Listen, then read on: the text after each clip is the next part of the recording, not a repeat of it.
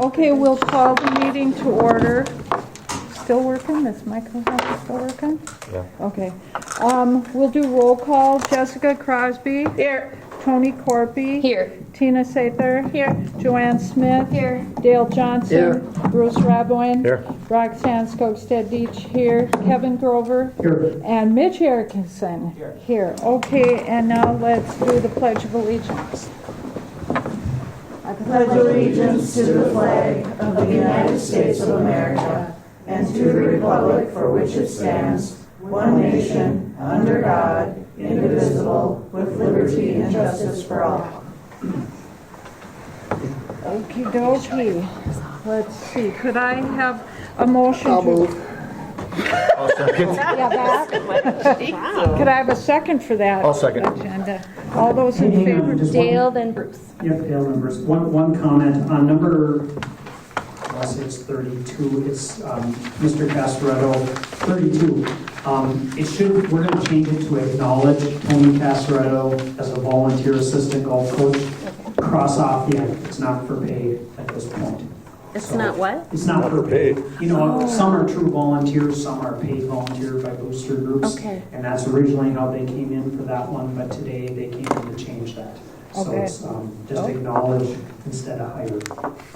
Anything else that's changed or No, discussed? that should be good. Okay, all those in favor? Aye. Opposed? Motion carried. We are now at the Elks February Students of the Month. All right. Is Lola here? She is. Come on up, yep. No special story. And Addison. She time.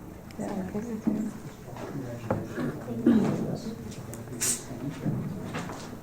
Lola Valenzuela is one of the Elks Lodge 1599 Students of the Month for February. Lola's parents are Carissa and John McLean. Lola seized the opportunity at Falls High School to earn college credit through College in the School program.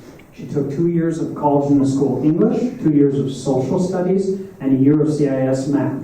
Along with the College in the School classes, she has rounded out her knowledge base with Spanish, facts, chemistry, art classes, journalism and broadcasting, and physical education, to name a few. Lola's been a leader in volleyball, basketball, and softball throughout her career at Falls High School, has been a starter and lettered in all sports for several years. Ms. Rudolph is quoted as saying, "Lola has always been a good student academically, but her personality is what shines through. She went from a sweet yet shy ninth grader to the determined outgoing senior that stands before us today. When I think of Lola, the first word that comes to mind is fierce. She is fierce in the best way possible. She is fierce in her convictions and always strives to do what's right. She is fierce in her studies and is a fierce competitor. She gives 110% in everything that she does and has been a strong leader and role model for her peers and future Broncos. I'm extremely proud of her." Ms. Lyons said, "Lola is not just a student, she is a shining example of what it means to be dedicated, kind, and driven. She has shown us all that with passion and perseverance, anything is possible, especially on the basketball court. Lola always gives her best and works as a team player, but also strives for personal improvements. She truly is a shining example of kindness and consideration. She understands that being kind is more than just being nice. She truly respects everyone and is so considerate. Lola is an inspiration to all. Her dedication, kindness, intelligence, and ambition make her the perfect choice of Elk Student of the Month." Outside of school, Lola enjoys playing sports, watching sports, being on the lake, and spending time with family and friends. Following high school graduation, Lola plans to attend the University of North Dakota and earn a degree in aviation safety and operations. Lola Valenzuela, Elk Student of the Month for February. Addison.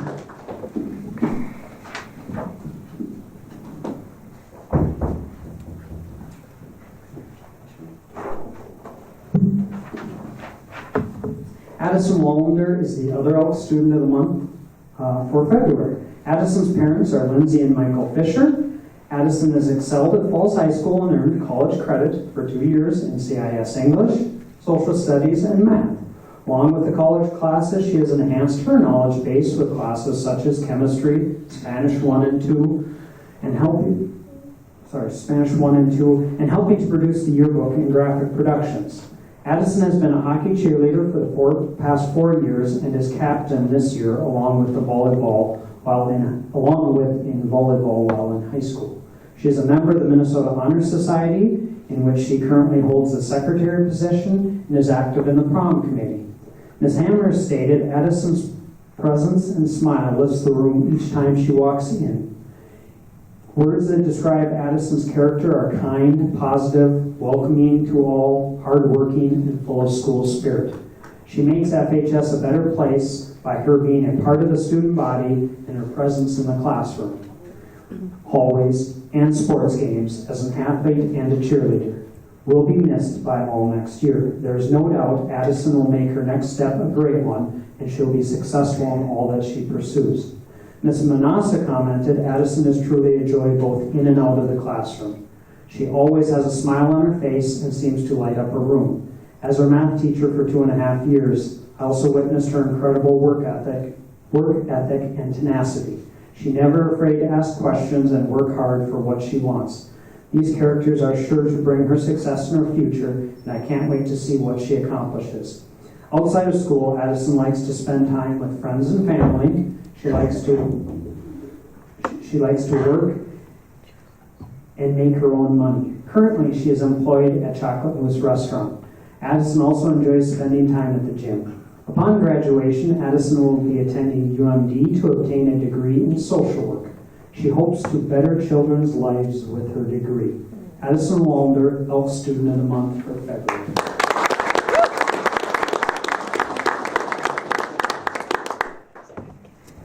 Okay. Oh, do we have another one? Those were February. Oh, okay. Sorry.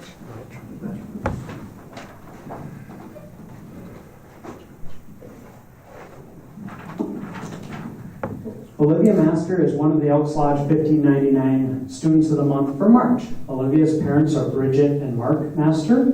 Olivia exercised her ability at Falls High School to earn college credit through College in the Schools program. She took 2 years of CIS English, 2 years of social studies, a semester of accounting, and 1.5 years of CIS math. Along with the college classes, she had courses such as chemistry, Spanish 1 and 2, and engineering, to name a few. Olivia participated in hockey and volleyball while in high school, with an active member of the prom committee. Mr. Sandberg stated, "It has been a pleasure getting to know Olivia these past 2 years. She is very trustworthy, kind, honest, dedicated, and hardworking. She is always willing to help others and always has a smile. Her caring attitude and her many attributes will carry her to achieve whatever she wishes to accomplish after high school. She is a positive role model for other students at FHS. Ms. Manassa is quoted as saying, Olivia is a hardworking and driven student. She confidently navigates challenges and is always putting in the time and effort needed to be successful. I look forward to seeing all that she accomplishes. There is no doubt she is off to a great things in her future. When not in school or participating in activities, Olivia loves to be outdoors, going snowmobiling, fishing, hunting, ATVing, and hanging out with friends.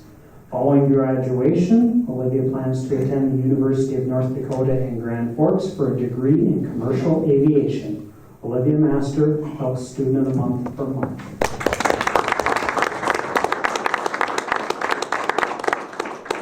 Noah?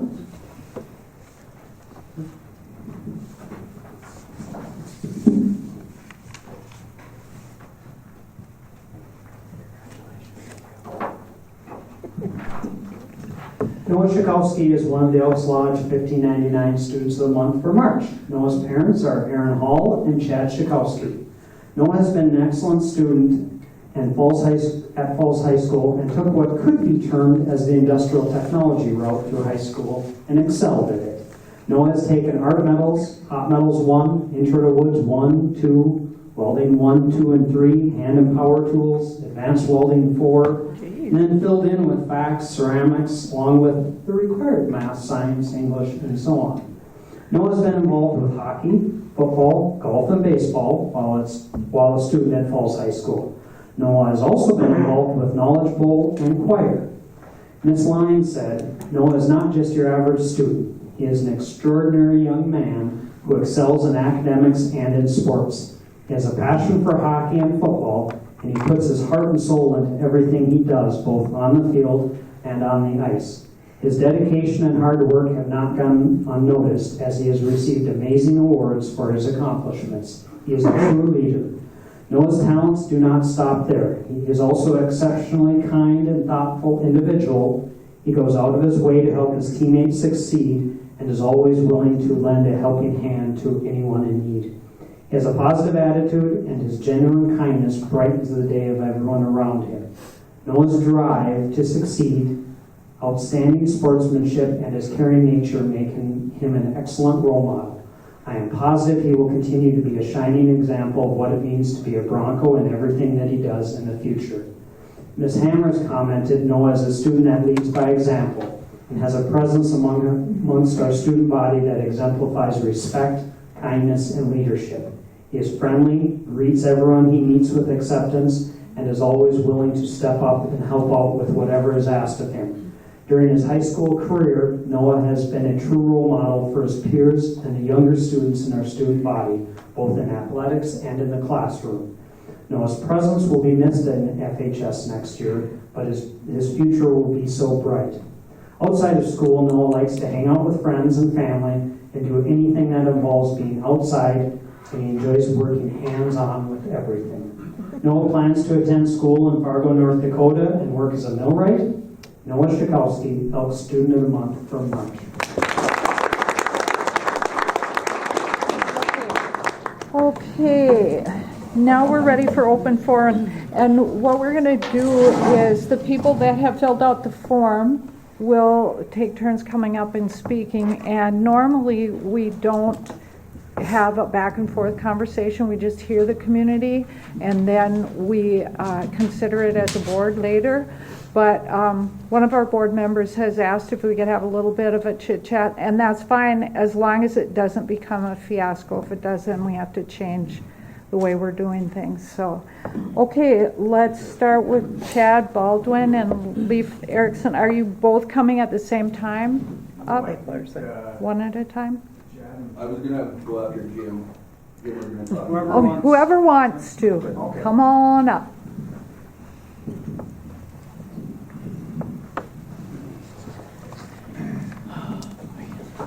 Hi, my name is Jim Knapp, and I know some of you folks, but not everyone. Proud Bronco of the 1972 state champions, in which we voted we were the best Bronco team ever. I'm sure you did. But that was our team voting, so. I'm sure you did. Just a quick background, graduating in 72, went to school and played hockey at UMD. Then I coached on the Iron Range for 5 years, and then coached at UMD and had a faculty position there for 37.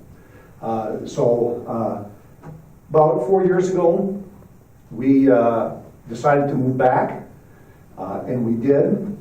And there was suffocating smoke. We had 2 years of worldwide pandemic, and we had historic floods. So if you want to blame anybody, it's us. For sure it's us. But we look at each other and we say, this is the best decision we ever made. Just love to be back. I want to make mention a little bit because having an interest in International Falls and all of athletics and the whole school deal, being a former school board member myself, being 12 years at Hermantown, I know the issues that you folks are going through. It's not easy. And in many cases, people don't understand. You just try to make do. And sometimes you try to make do out of doo-doo. Because it's very, very difficult and a tough situation.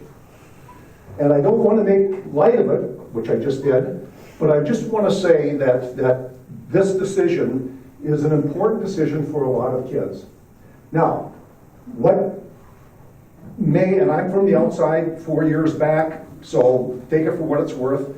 One of the issues that I had a chance to talk with some parents of some younger kids, and one of the issues was, well, I don't want somebody to come and take my son's position. My response to that is that in all competitive athletic situations, it's nobody's position. It is, and it needs to be an earned position.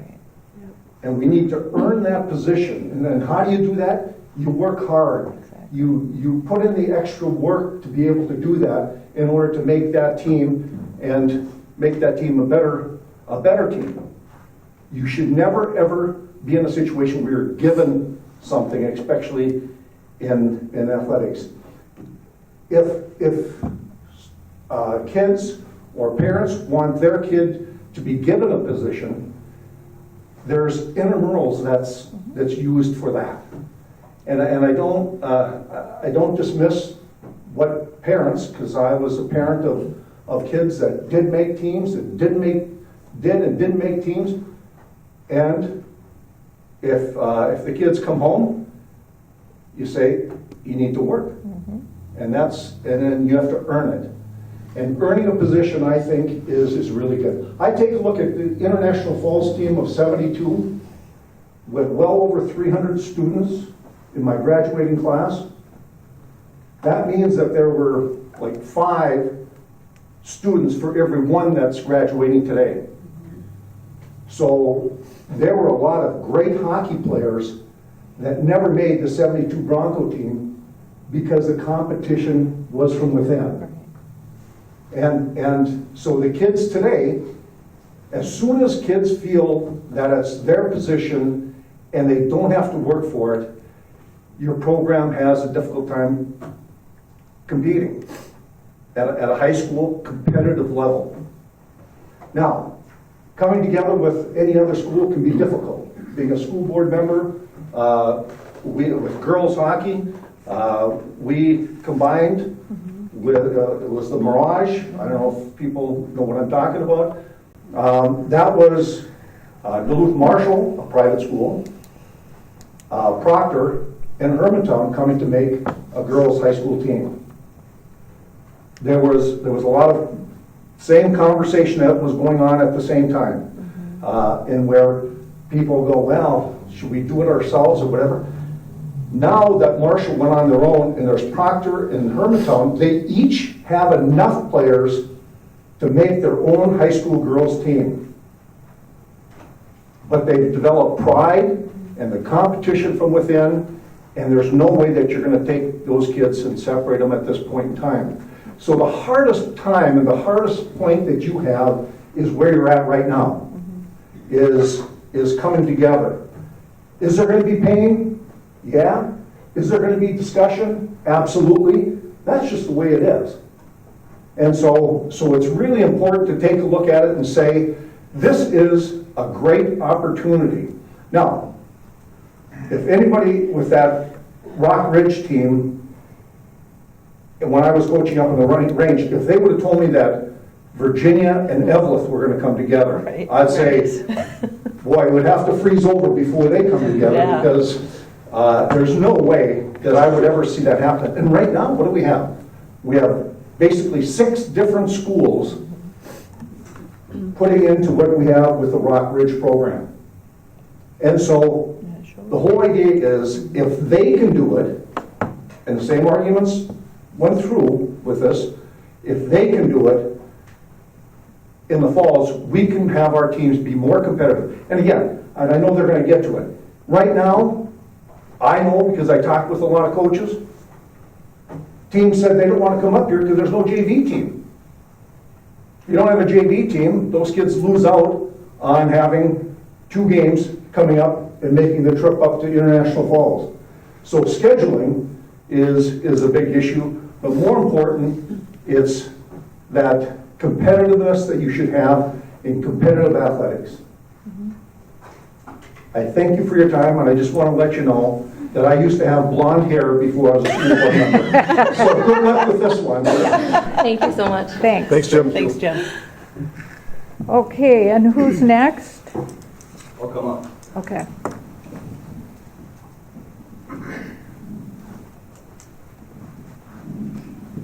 All right. Thanks for letting me talk tonight. For those that you don't know, my name is Chad Baldwin. I'm the high school head hockey coach. Been the head coach now for 4 years. Was an assistant coach for 5 years before that. I put a lot of time and effort into the program for the last 10 years, working with the littlest kids to the oldest kids with some other guys that are here, and just trying to help build Bronco hockey back. So the things I want to talk about today aren't really necessarily feelings, it's numbers. And numbers paint a pretty good picture. Next year in our Bantams,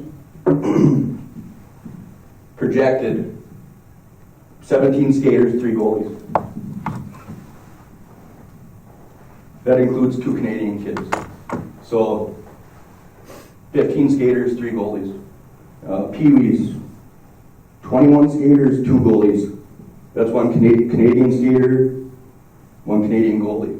So we'd only have 1 goalie for 2 teams next year. Squirts, 20 skaters, no goalies. 2 Canadian skaters included. So 2 teams of 10, nobody will play net. Mighty Mites, and this is where it gets really scary, 12 kids. That doesn't include any Canadians.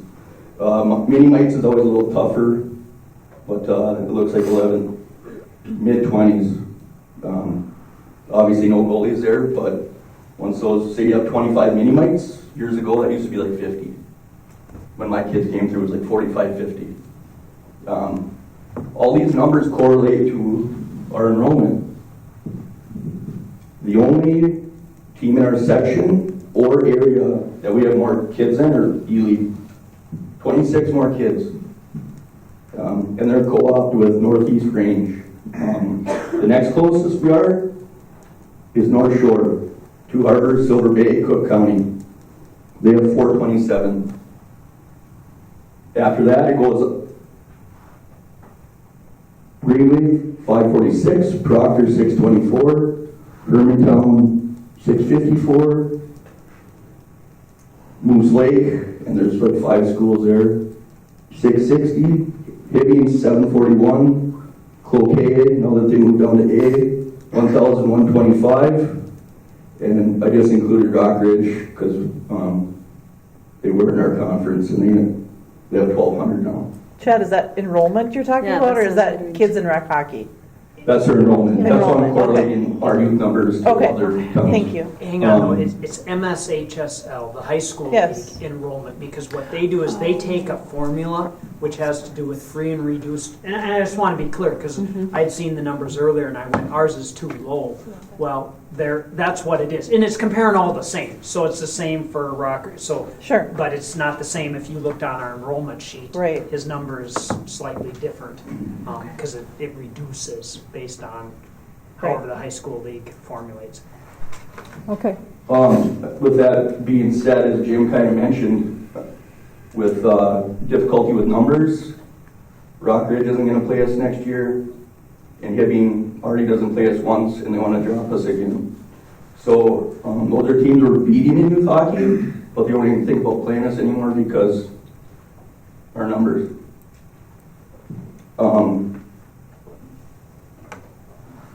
Because of this, teams are dropping us, but now we're driving typically over 3 hours for games. Used to be an hour and a half. Now we're going to places never even thought we would have went. So with that being said, we're just doing our best here to keep things going. Never thought it would get to this point. But it's just the way life is right now. And I just hope you guys can give us a chance that you gave the girls. How cool was it when they got their first win this year?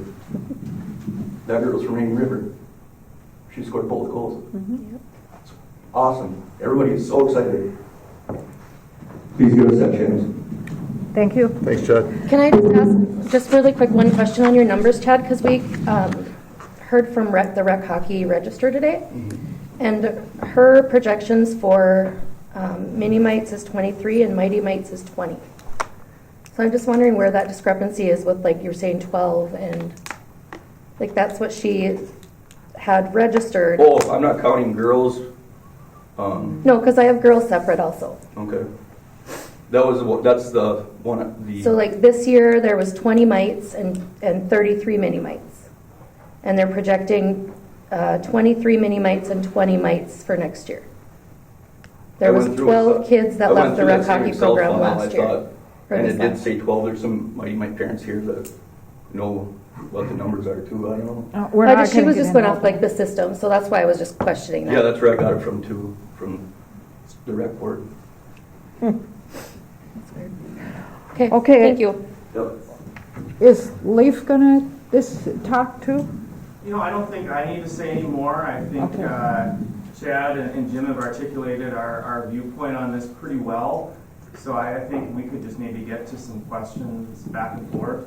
Well, okay, now, we're not going to dedicate the entire meeting to this. We're going to have a little chit-chat here, and I'll recognize, before anyone speaks out there, I have to recognize you, okay, because it could go on forever. But let's start with our board level and talk, let's see, let's start on this side. Joanne? Sure. So I guess as Tony was saying, like there's students, 12 kids that are leaving rec hockey. I feel like there's been continued students leaving hockey over the past few years. Is there a reason for that? Has the rec hockey looked into that? Is there something you can do about it? And if there is, please raise your hand. We'll be happy to listen to a person that can. I mean, I can touch on that too. It's way more noticeable now because of our school numbers. Kids get to that age, whatever, 15, 16, they start making their own decisions. They maybe don't want to play hockey anymore. They want to hunt, fish, snowmobile. What about the lower levels, Chad? What about at the lower levels? Okay, I forgot your first name? Jim. Jim. Yeah, I had a chance to do some research for USA Hockey as far as why kids quit hockey. And going into it, I thought it was money, maybe the physicalness of hockey, but it wasn't. It was what we call in sports sampling. And it's very, very common to lose up to 25% of your participants to quit from one year to another because they're samplers. They're called sports samplers. So whether it's wrestling or whether it's basketball, they try this and then this isn't for me. They try something, and especially snowmobiling or all the other recreational activities, they give it a try and they decide to try something else. And the whole idea with USA Hockey was, okay, do we look at this as a negative or positive? And I said, in the research, we don't decide whether it's good or bad, but we say that it's common with all sports and all activities. It's pretty common for that percentage to be gone, even in a year. It's really hard for hockey to have somebody join at a later date. Okay. The skating part of it. Okay, now I have a question, and that is about the training that school boards have, the very small amount of training that we have regarding sports, and it has to do with the importance of not winning or losing, but the sportsmanship part of it. Sure. And I have heard from a number of people about the fact that the coaches are paying attention to the higher level players and not trying to encourage skill level training in the mediocre or the beginners. And that's why we're losing people, because they are overlooked for either the higher level players or the out-of-towners that are trying to be recruited in. Does someone have something they can say about that? Well, if there's somebody else, I'll talk on that. Me and Okay. my friend Dave Lloyd here, 12 years ago, we started Bronco development program. Any kid, A, B, first year playing hockey, 10th year playing hockey, girls, boys, 3 days a week, the whole summer. Not the whole summer, but after baseball till school starts. Shooting pucks, stick handling, fundraising, just show up free. Nobody's getting overlooked. Every kid is getting the same training in the summers. Part of sports, some kids play B's, some kids play A's. Nothing against the kid, but that's the sports. It's the way sports are. Okay, now I'm going to ask for the opposing opinion on that. Does anyone here have an opposing opinion to what Chad just said regarding skill development, overlooking the mediocre players? Is there anybody having an opposing opinion on that? I do. Tony? We had 5 Bantams pushed out this last year, correct? Yeah. This year? So that to me is overlooking the players. We didn't 5 have of our enough local for- kids. We didn't have enough players for 2 teams. So that's why I told the rec hockey that I would have them come up to JV so we could have a decent JV for numbers. So they did not get overlooked, and I made sure they weren't overlooked. But they were told by the Bantam coach that they might as well just go sit on the bleachers because they weren't going to be played. From my understanding, one of the board members has a list of the 28 players that could have been on the Bantam team Yeah. with names attached. Yep. There could have been 28 kids total if you guys had looked at all your different options. I have the list of names, but I'm not going to share it here. But there was 17 kids to start out Just a with. minute. Go ahead. And there was 4 that were bumped to Bantams, or sorry, to JV, only because they were basically told they weren't going to play. My son was one that was told there isn't even room for you on the bench, but you can sit in the stands and watch if you want. Which he's a B player, so I get it. But yet to be told that and not even, like rec hockey didn't even try to divide teams. Like I said, there could have been 28 kids with the numbers I counted. There were 17 to start, plus the 4 that were moved, plus 2 that were pulled down to play on PWAs, which I have no idea how because they didn't have play down requests. That was a personal choice. Just a minute. Right, but that was an option. You guys could have pushed them up and had 2 teams. And also there was 3 kids that had never played hockey before that joined in 10th grade. They could have played down on Bantams. I mean, there were so many options to give those 5 boys that opportunity, which I am grateful, and Chad knows this. I have reached out to him numerous times saying I'm thankful that Benson was able to play JV. Because he is, like Chad said, all these boys, I feel that I agree with Chad. He was given all the opportunities the same as the other boys. But he is a B player. But to be told you can't even sit on the bench with your team, and you can watch the team from the stands, whereas JV took him right on, and he was thankful. So that's what I'm saying. You guys did not look at these numbers and try and adjust them because you only wanted an A team for Bantams and you wanted to ensure you had an A team for Peewees.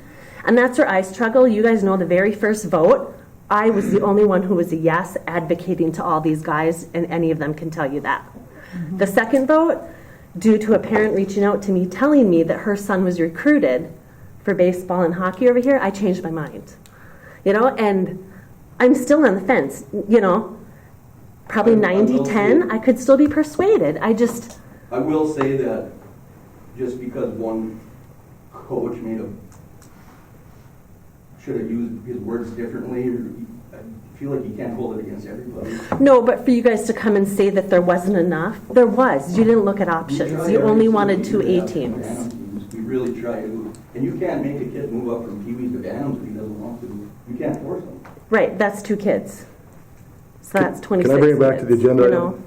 Can I bring it back to the agenda item? Well, I was kind of wanting to listen to a little more of this. Well, I think we need to bring it back to the agenda item and why we're here, why it's on there. And again, I'm very concerned and very alarmed at the numbers. I looked at the numbers. I don't care if you use Chad's numbers or the registrar's numbers.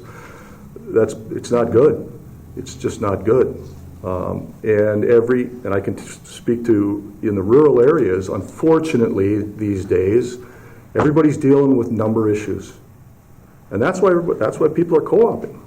It's not just in International Falls, but we're on an island up in International Falls, so we have very, very few options. Mm-hmm. Okay, so if we have an opportunity, to invite other players that are interested, that can help to hire the compete level that we're, I believe, lacking in many areas these days. I think we should do that. And to end it, I can say that if it doesn't work, if it's not what we expect, then we can revisit it in 2 years, and we don't have to allow it to continue. So Okay, that's it. all right. Now, let's see. Joanne, you spoke. Tony, do you have more to say? The only thing that I am having an issue with is that Cornerstone hasn't even reached out to Rainy River District, where they all live, to have a co-op made. I reached out to 2 of their school board members today and a trustee. Also, Cornerstone, I mean, I have voted down all of the co-ops just from that district because I feel that they should be within. It feels to me, excuse me, like if Little Fork were to want a co-op and they just skipped over us and went to Canada, like I feel like it's wrong. A lot of our kids are going to Little Fork, and it just makes sense to co-op with them before we co-op with, Cornerstone. And I also feel like if we're looking at the Cornerstone kids, there's 23 kids in between 9th through 12th grade.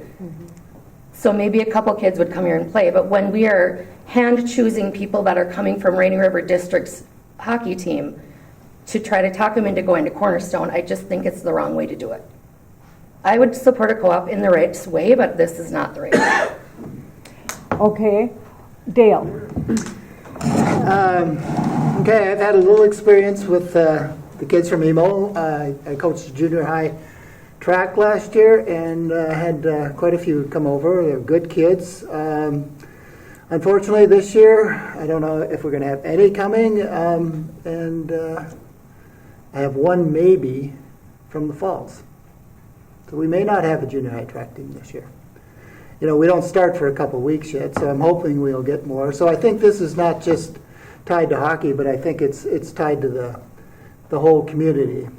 What I would like to see, if we're going to co-op, I think we should co-op with Fort Francis and whatever surrounding area of Fort Francis, including Emo, in not only athletics, but in scholastics as well. Fort Francis is not near any other community in Canada of any size, just like we aren't near any other community. It's 100 miles to Virginia. We're isolated, like you said, we're on an island. And the only school or population next to us is unfortunately in Canada. And I would like to see us, if we're going to do anything like this, do it both athletically and scholastically, as I said. And perhaps we can then grow our community, grow our schools, offer a international education, allow the kids to go back and forth between Fort Francis and the Falls. And we need to do something. The community's shrinking. I don't know how many people saw the county population report last week, but if you go across the north from Lake County all the way across to North Dakota, we're all shrinking. The only county that had any growth at all was St. Louis, but that was in Duluth. So the northern half of Minnesota is shrinking. We need to do something to draw employment here to increase population if we're going to continue. Thank you. Okay. Jessica, I think you haven't spoken too much yet, so I think you're... People are probably wondering why I'm so quiet. Yeah. It's not normal. So here's my feeling, and I'm going to tell you right now, I'll fall on the sword because I'm going to be honest. My daughter plays hockey. She plays on the Broncos. We have a co-op with Rainy River. It's been a great experience. Those girls are amazing. I am not opposed to having a co-op for boys hockey. What grinds me is all the crap that's going on in the background, and it feels gross. It feels like we're trying to recruit and get kids to go to the school just so they can come over and play hockey. Right now, there's 23 kids at the high school level, and they said maybe 2 would be interested. That's great. That's not going to make a huge impact. It's not going to hurt anybody to have 2 kids come over here, right? But what feels icky to me, and I'm going to use the word icky, sorry, is this back behind the scenes crap that's going on. And I know everybody in this room knows exactly what I'm talking about. That's what I don't like. If you have something to say, you have to raise your hand, and I'll recognize you. Just a minute. Go ahead. Go ahead. I don't know what you're talking about. Would you elaborate?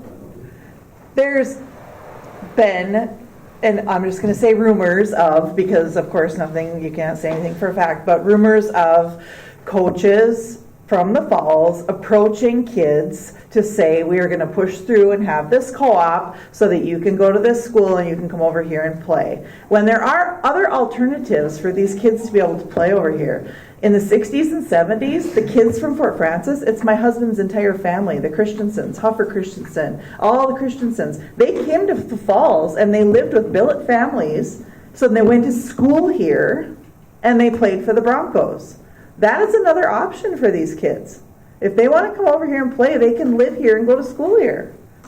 I don't think. Hold it. Nobody's going to be talking like that. I will recognize you if you raise your hand. Rox, I think things have changed there, and I'm just going to be honest, I can't speak to the 60s, okay, but we have looked at the variety. There's a CBIS, which we have 1 kid attending on now. That's a way you can come across the border, okay? You get 1 year of eligibility. Yep. It's not at the varsity level. That's all that is. But if the kids move here, or their families move here and have a home address here, it'd be like anybody moving But again, a family has to have a reason to come across. Yeah. Now, if you're dual citizenship, that's a different story. Right, or native. Or native. Okay, but I mean, if there's just a Canadian family that just wants to move over here, they just can't buy a house, have an address. I live understand here. that. So I mean, it's a little bit more difficult. I get it. But there are ways, okay? I'm just saying, I don't like all this. There are other options, and I am a very upfront person, and I want you to be upfront with me. Again, I am not opposed to a co-op. I don't like the background BS. Be upfront with it. Be honest and upfront. Okay. Chad. I don't think there is any other ways. What do you mean? You have, to get more kids from the Canadian side, you have to co-op, or else they have to. You have to recruit, you mean? No. You have to. Did you have to say have a co-op. recruit or co-op? Co-op. You have to co-op. Okay. That's just the way the state high school league has it written out now. You can't live over there. You have to have a physical address. Yep. But families just can't move over here. I don't know, Mitch, maybe you could speak to that. I don't know. I'm not saying it's as easy as, let's just sell our house, buy a house, and move over there. I get it. I'm not stupid. I'm just saying there are other ways to do this. Again, I am not opposed to the co-op. In and of itself, the idea of it, it's working fantastic for girls hockey. It's working great for the other sports that we've got them to come over here for. I get it, okay? Just the background BS is what I don't like. Okay. Now, oh, I don't know your name. Okay. I work at Customs, and I know that these guys that came up and they've explored all avenues. And like what Chad says, with the Minnesota High School Hockey League and with Customs law, people can't just move here. And if there is any other ideas, that's why we're here, is we're trying to be straightforward. And if there's any other options, we'd love to hear it. I mean, it's emo, it's not a big population.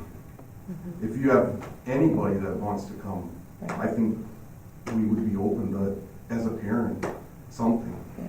I'm sorry, can I just say one more thing? Go ahead. Another thing that kind of bothers me is that within the rec hockey, and again, I am not part of rec hockey right now. My daughter played a couple of years, but whatever. There are different rules for different people. And I think that is one of the big things that rec hockey as an organization needs to address, because it should be the same rules for everybody that plays rec hockey at every level. And I struggle with that myself, knowing that different families are treated differently. Okay, and your name? Terry. My name is Terry Thompson. Terry, go ahead. Yeah, I've been involved in our program, coaching for 45 years. I think we can, well, I know we cannot make decisions on rumors. That has to be thrown right out of the equation. You can have all the rumors you want. If you're going to make decisions, you need to make decisions on facts. And the other thing we can't get into this is we can't start to mix rec hockey with this co-op. Those are two totally different situations. I agree, Crazy, but the rec hockey feeds into, you can finish, but I'm just saying it feeds into this, and the whole theory is to get those kids over here and play in our rec hockey program so that they can continue in the co-op. I think the question is confused there, because the co-op is for the high school level. It's not for rec hockey. I know. If that happens to trickle down, so be it. But right now, we are talking about co-oping with the high school. Right. You cannot take rec hockey, whatever issues they have, we have to set that aside and look at the high school co-op, okay? I disagree.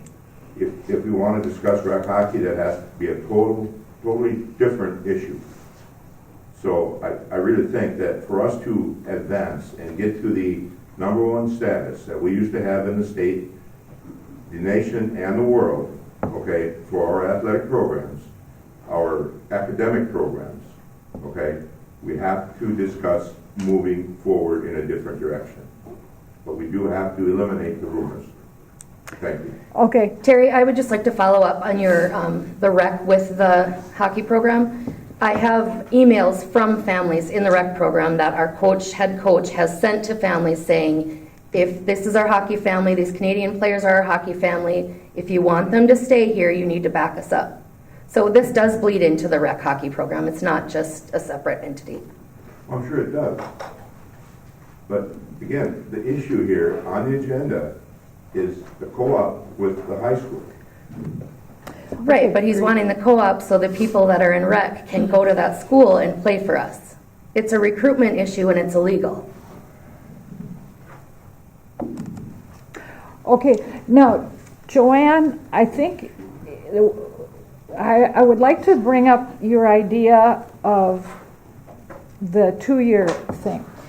So, and I guess this was talking to other members and stuff, and you know, there are some kids who who want to play hockey who are already in Cornerstone, and I don't think that we should be using Cornerstone as a recruitment tool. And in order to semi-eliminate that, what if we say that a kid has to have 2 years in at Cornerstone, 3rd year they can play Bronco hockey? And Joanne suggested that as a compromise. The only thing I would throw is, I don't know legally if you can do that. I mean, it's just like here, we can't say, you know, a kid that comes and enrolls tomorrow, that they can't play. No. You know, that, well, no, I'm just saying, No, I if a agree. kid legally enrolls there and you're in a co-op, I don't know, I'm just being honest, we would have to look into, But it could be something that could Again, be it's looked just an into. idea No, I know, that I just, could be. before we go forward, I just Right. want to throw it out that, you know, it's just like, if a kid legally enrolls in Falls High School, whatever that means, they have the rights to participate. If it means they have to sit out a year by high school league rules, they have to. If it means they're eligible this year, then they're eligible. You know, so the same thing, if a kid legally enrolls in that district and you're in a co-op, I don't know, and again, I'm not saying you can't. I'm just going to say if that's an idea, we better pursue it before we were to vote on something Right. like that. So if we wanted to consider that, then what we would need to do is table the decision and investigate Joanne's compromise and bring it back. So does anyone want to make it a motion? A couple things. I think you need discussion. I mean, unless you're going to move that item, you know, that item's way down on the. Yeah, we gotta talk about an action item. And so, I mean, I don't. Oh, right, I think we're just any on open conversation, forum. and then let's move on, get Yep. through, most of the rest is not going to take long, Right. That item will actually come where you have a motion and a second. Right. Can have your formal discussion. We do and- have one more open forum as well, correct? Correct. Yeah, we do. Mayor It'll be a Bob's fairly long one. You have somebody raising their hand. Oh, I'm sorry. Mr. Chairman, Carrie. may I make a comment? I'd be a Minnesota chairwoman. State High School league Anyway. rules, or high school league has rules that govern all co-ops, all transfers, everything. So the only thing you have to do is look at the rules and it'll identify it'll answer all your questions. Mm-hmm. Mm-hmm. Okay, thank you. And Yeah, Jim?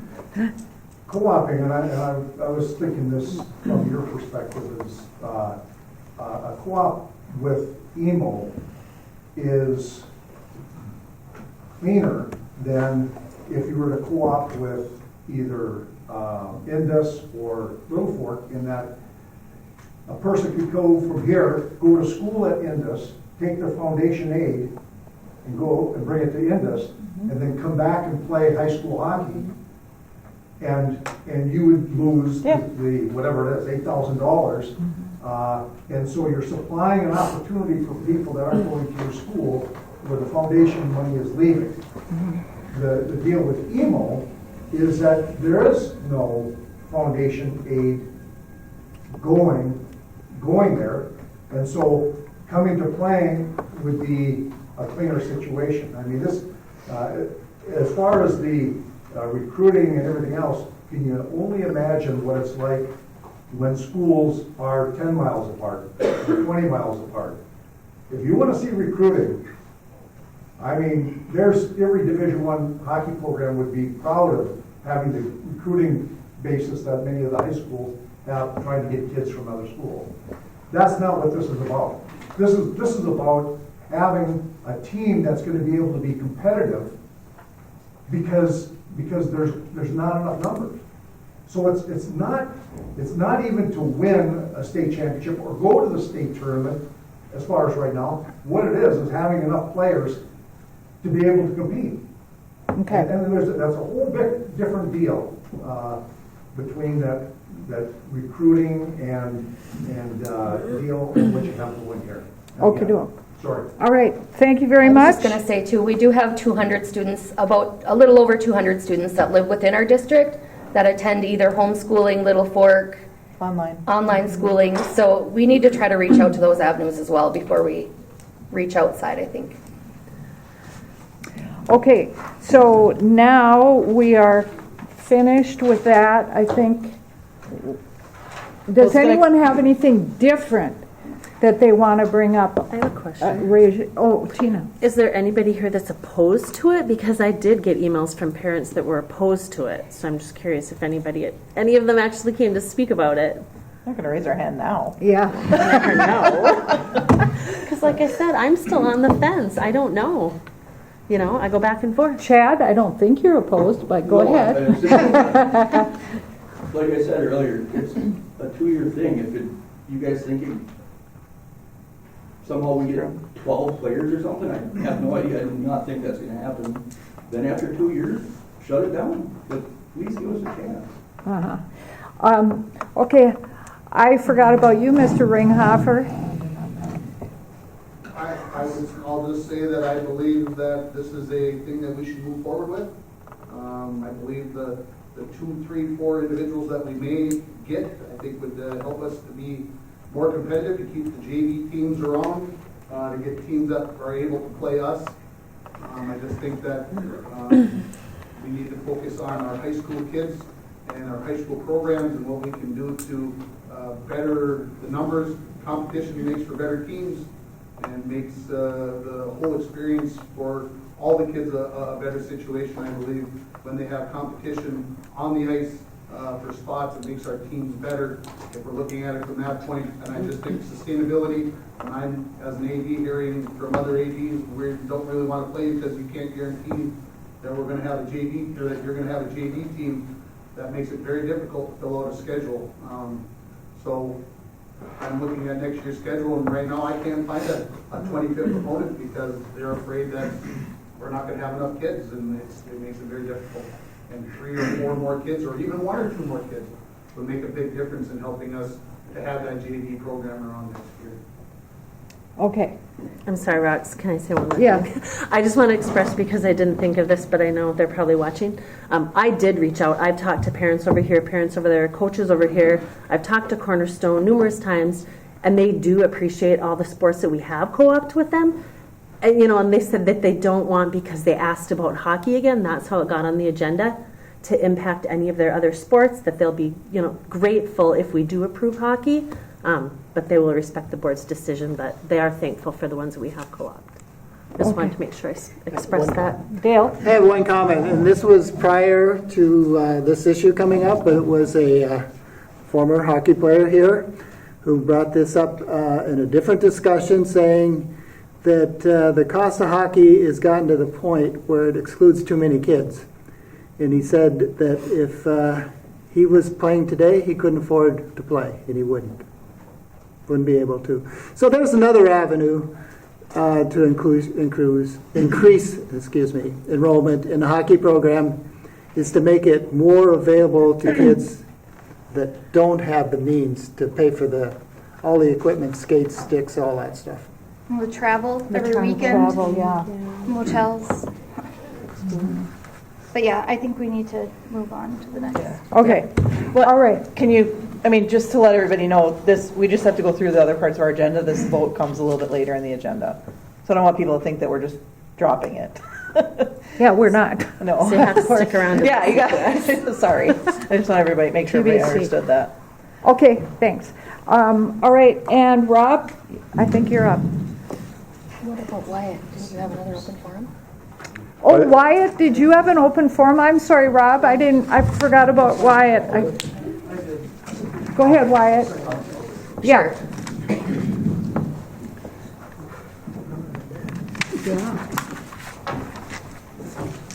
Okay, thank you guys. I'm Wyatt Levine. I'm a hockey coach and parent, but I'm also here for a separate issue today too.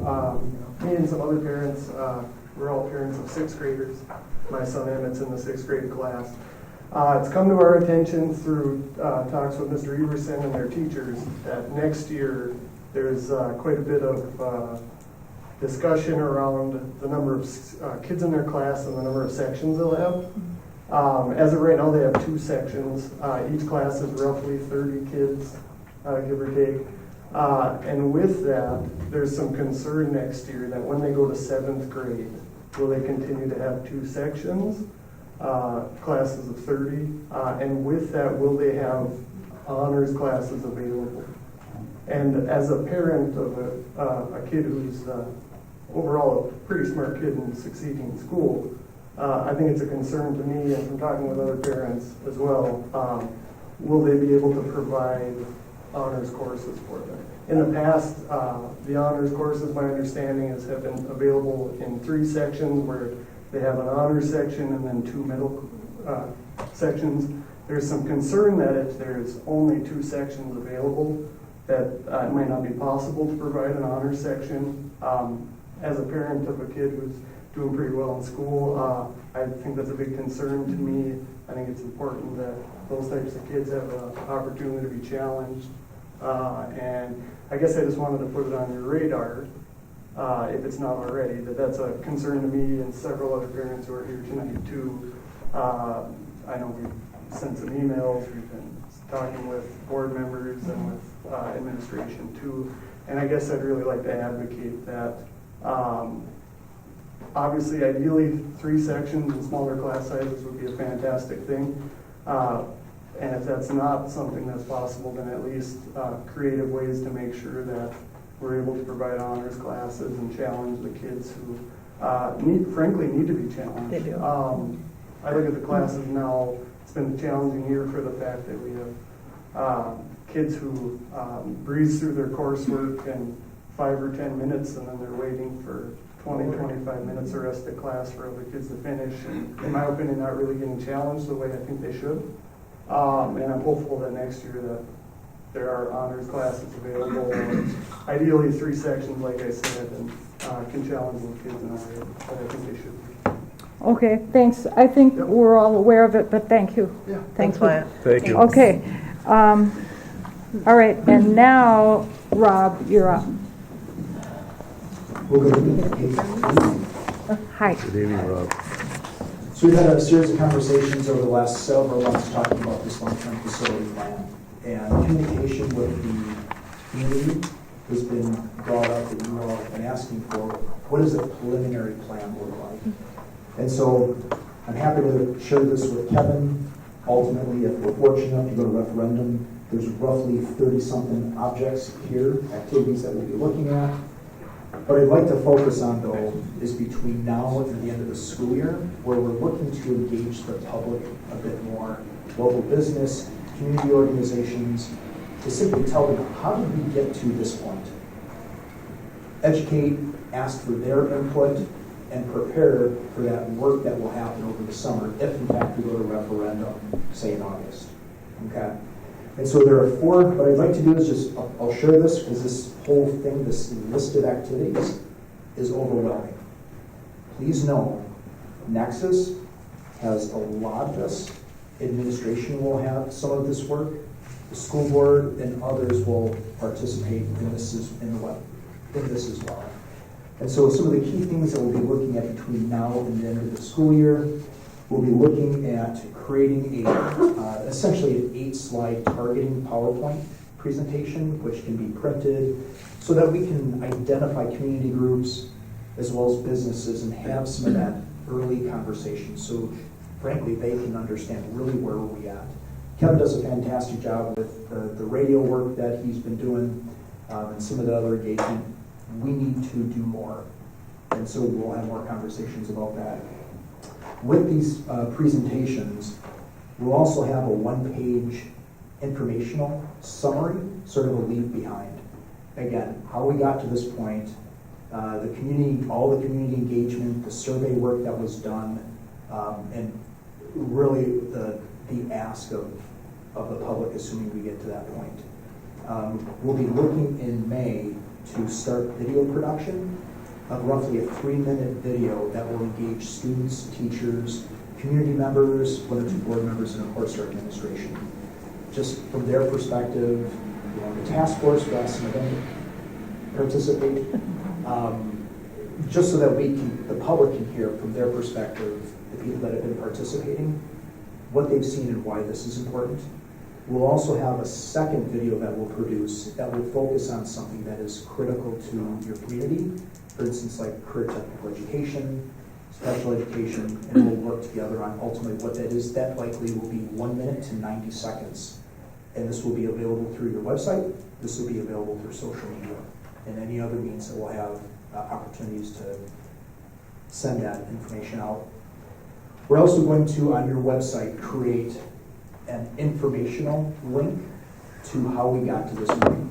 We anticipate this work with that presentation template being done by April 1st. The video work that I just mentioned, we're looking at starting the middle part of May. Need to work with Kevin on aligning schedules, but we want to make sure that we're able to be able to show the public what a typical day in your school looks like. So students need to be here. So we can look around and look at some of the other items and then certainly do these interviews. It's typically a long day. Production company likely will be here for probably about 10 hours. 10 hours to produce roughly 3 minutes. So everybody who's asked to participate, that 15 seconds that you're involved, you look great. Let's see here. And then ultimately, I would like to spend a little time talking through the community list, that engagement of those organizations, if that's okay, Kevin? Right. And so let me flip to this other slide. And so I shared with Kevin a 501c3 list of all the not-for-profit organizations that are within your school district, and that you all, with administration, work through businesses as well as other not-for-profits that you all thought might make sense to target. Kevin and I spent a little time going through and identifying from our perspective which ones might make sense. This is just a first pass. We don't have enough time to go to every single organization, nor do we have enough time to go to every single business. So we have to be smart with the time that we have when we ask for that engagement. And so the question marks are, need to get more information, perhaps it might make sense to engage them. And again, we're going to ask for more help here because all of you need to participate. And so this resource council didn't have enough information. We don't have to talk about this tonight, but I'll be asking through Kevin for some input from you all so we can learn more about those groups. The economic development for the county, is it KEDA? KEDA. In my experience, working with that economic development council, typically there's a lot of fruit. So perhaps you guys think city council, it's always wonderful to inform, and it's always wonderful to answer questions.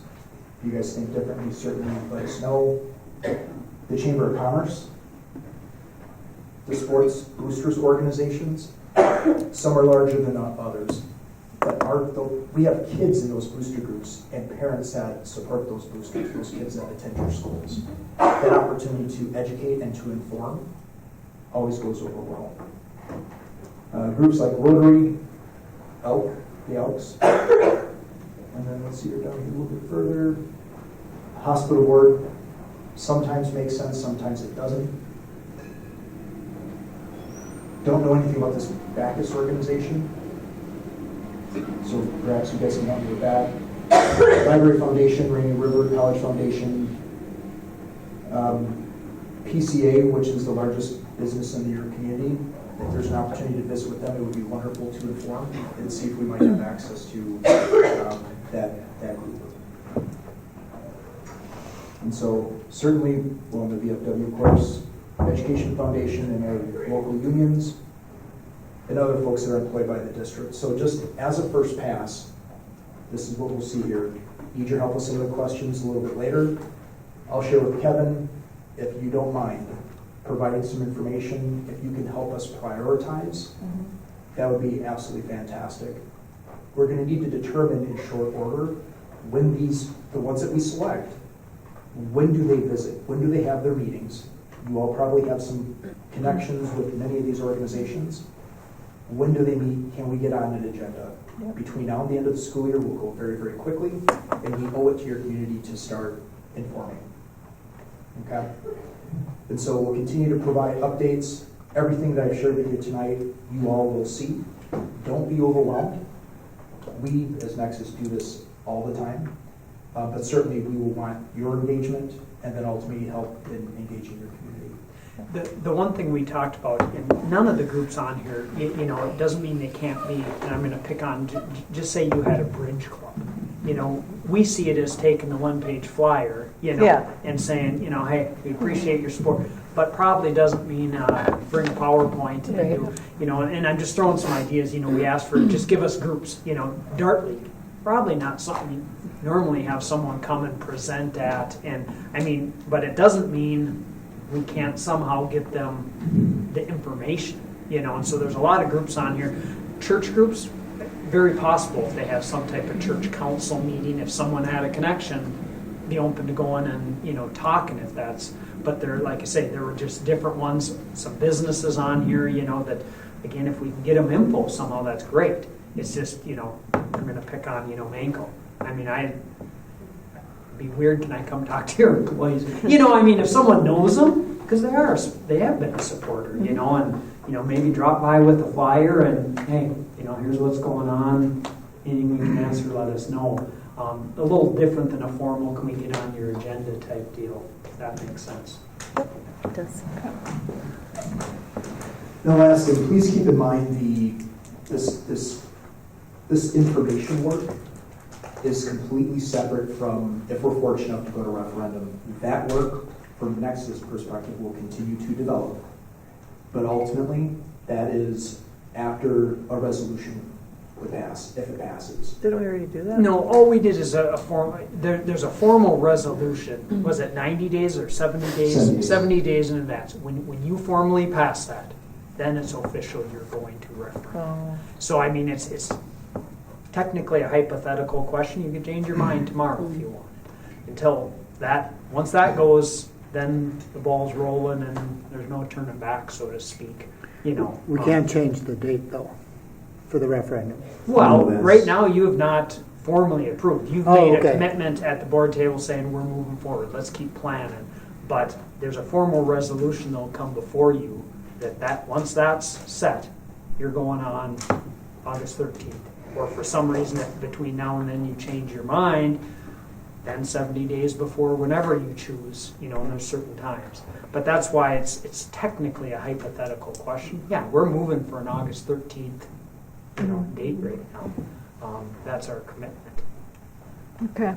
And so last thing, just as school board members, teachers, administrators, when you're on contract time as a teacher, staff member, if you're as a board member in a quorum, you're doing board's work, you can only inform. When you're not on contract time, you're not in a quorum, you can advocate as much as you want.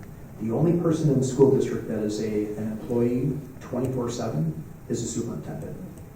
Otherwise, outside of that, you can advocate as much as you want.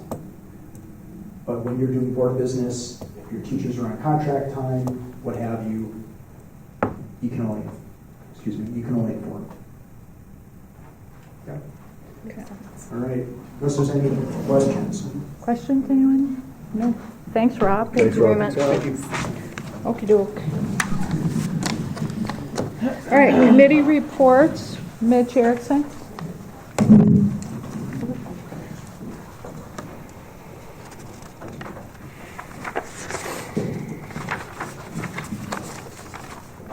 Hello, all right.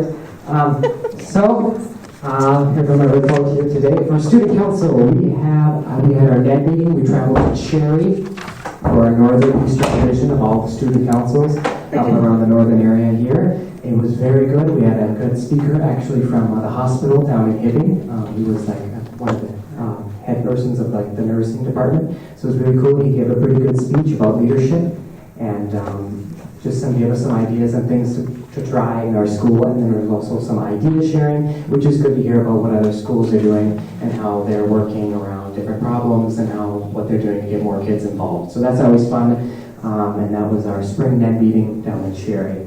Cake, we had our crazy cake night, which was a huge success. We had over 100 students attending this. That's awesome. It was awesome. It was really good. There was a whole bunch of things going on. My favorite was the bingo, but that's just me. Student council did post concessions there for students, and we made $200 that night, so it was a good fundraiser for student council. The Honor Society is taking on a little bit more role here for the Spring Pet Fest coming up due to Mrs. Blasky having her baby. Thank you to Mrs. Line and the Honor Society for stepping up and helping out with the Pet Fest. So we had our hat and mitten drive through the Honor Society. That just closed. We kind of hold it throughout the winter.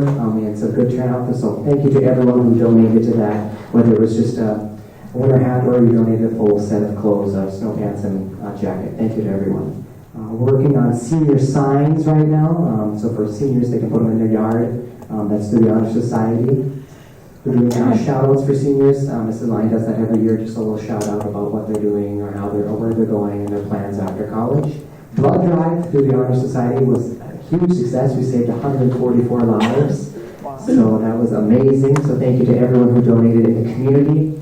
And then the biggest thing for the Honor Society is our Spring Pet Fest happening on April 10th. We're having an Olympic theme due to the Olympics happening this summer, so it's going to be a lot of fun. We're going to have some games throughout the school, throughout the week. And as the Pet Fest, we're going to have a big Olympic USA Day themed, I think, and some different class colors and stuff like that. We'll have some more grade competition. We'll focus on that. And we will be having one Pet Fest. We did send out a survey. We did look at the results. There was concerns whether or not the younger kids liked having just one themselves or with the older kids. And the Pet Fest the survey was in favor of having one Pet Fest. I believe it was like a 54% to like a 40 something. I don't recall the numbers. But we will be having one, so that's exciting. And that'll really fill the gym. We really like having that one big Pet Fest. You really fill that up in the atmosphere. Those younger kids, they do a lot of yelling and screaming, but it really does help with the energy level inside of the building. And so that'll be happening on April 10th. All right, that's it. Any questions? Thank you. Thanks, Mitch. Thanks, Mitch. Okay, Missy? Our enrollment is at 457. We're down 1 from last month. And then we had spring conference on February 28th. We had good attendance at those.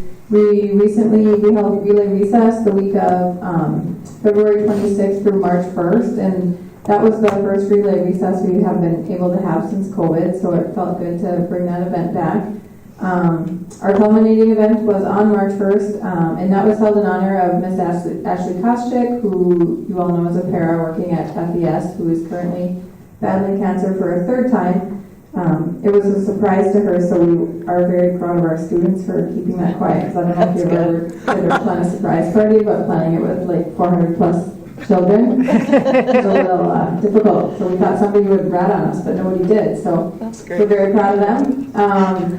And through that, I also want to thank Hasbargen Customs and PCA Rainy Lake Medical Center and Rob and Andrea Pastor for our t-shirts for Relay Recess. And then Super One donated fruit for a healthy snack for our kids during the event. And they also gave us a 10% discount on our whipped cream for Pies in the Face, which we needed a lot of whipped cream. I think we go through like about 10 cases, 12 cases maybe, so quite a bit. We were able to raise $5,224.29, and we donated that to the American Cancer Society in Miss Ashley's name. Awesome. Nice.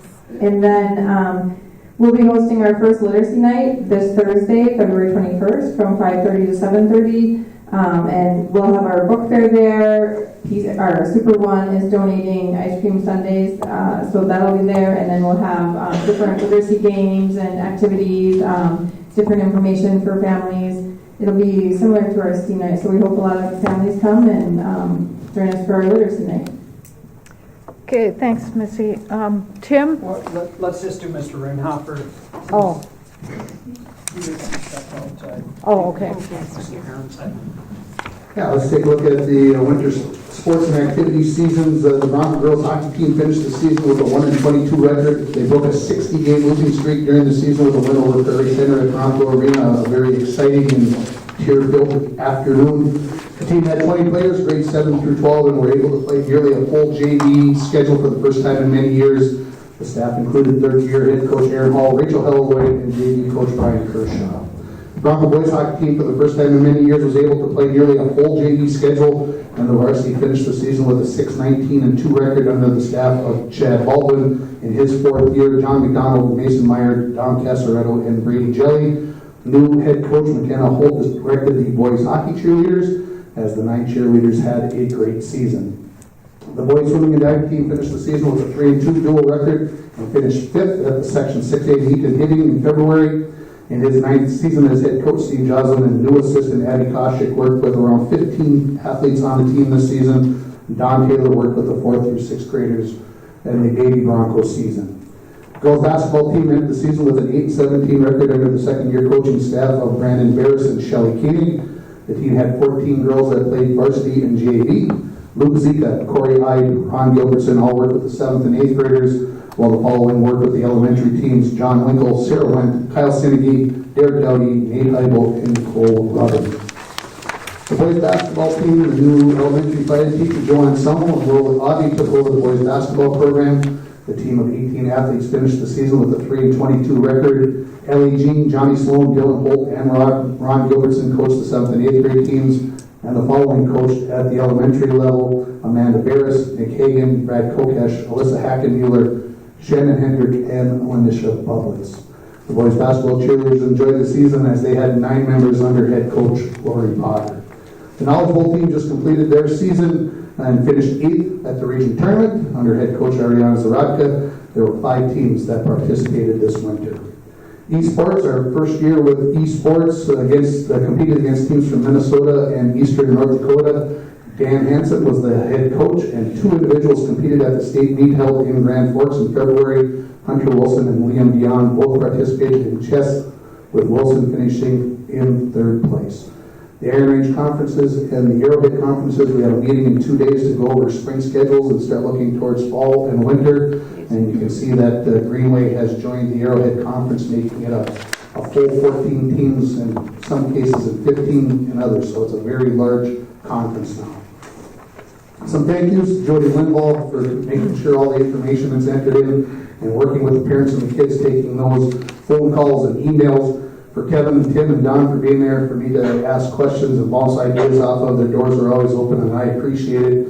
Tom Holt, the custodial staff and the transportation staff, getting the kids where they need to be, having things ready, very much appreciated. All the game workers, penalty box, scorebooks, scoreboards, can't do it without those people, really appreciate that. The kids, once again, for a majority of it, were outstanding again this winter. I said that after the fall season, how good our kids were. They were really good fans. They were good on the ice, on the floor, in the pool. I thought they exemplified what we want our Bronco kids to be, and just very proud of them. Thank you to the parents for getting the kids there to and from practicing games. And of course, can't do it without the coaches. Lots and lots and lots of hours.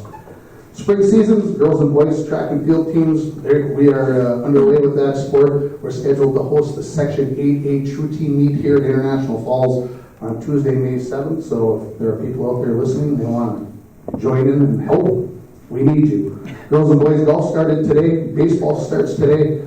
Softball started last week. And speech continues with their season. They started in January, and they have their section meet coming up on April 12th.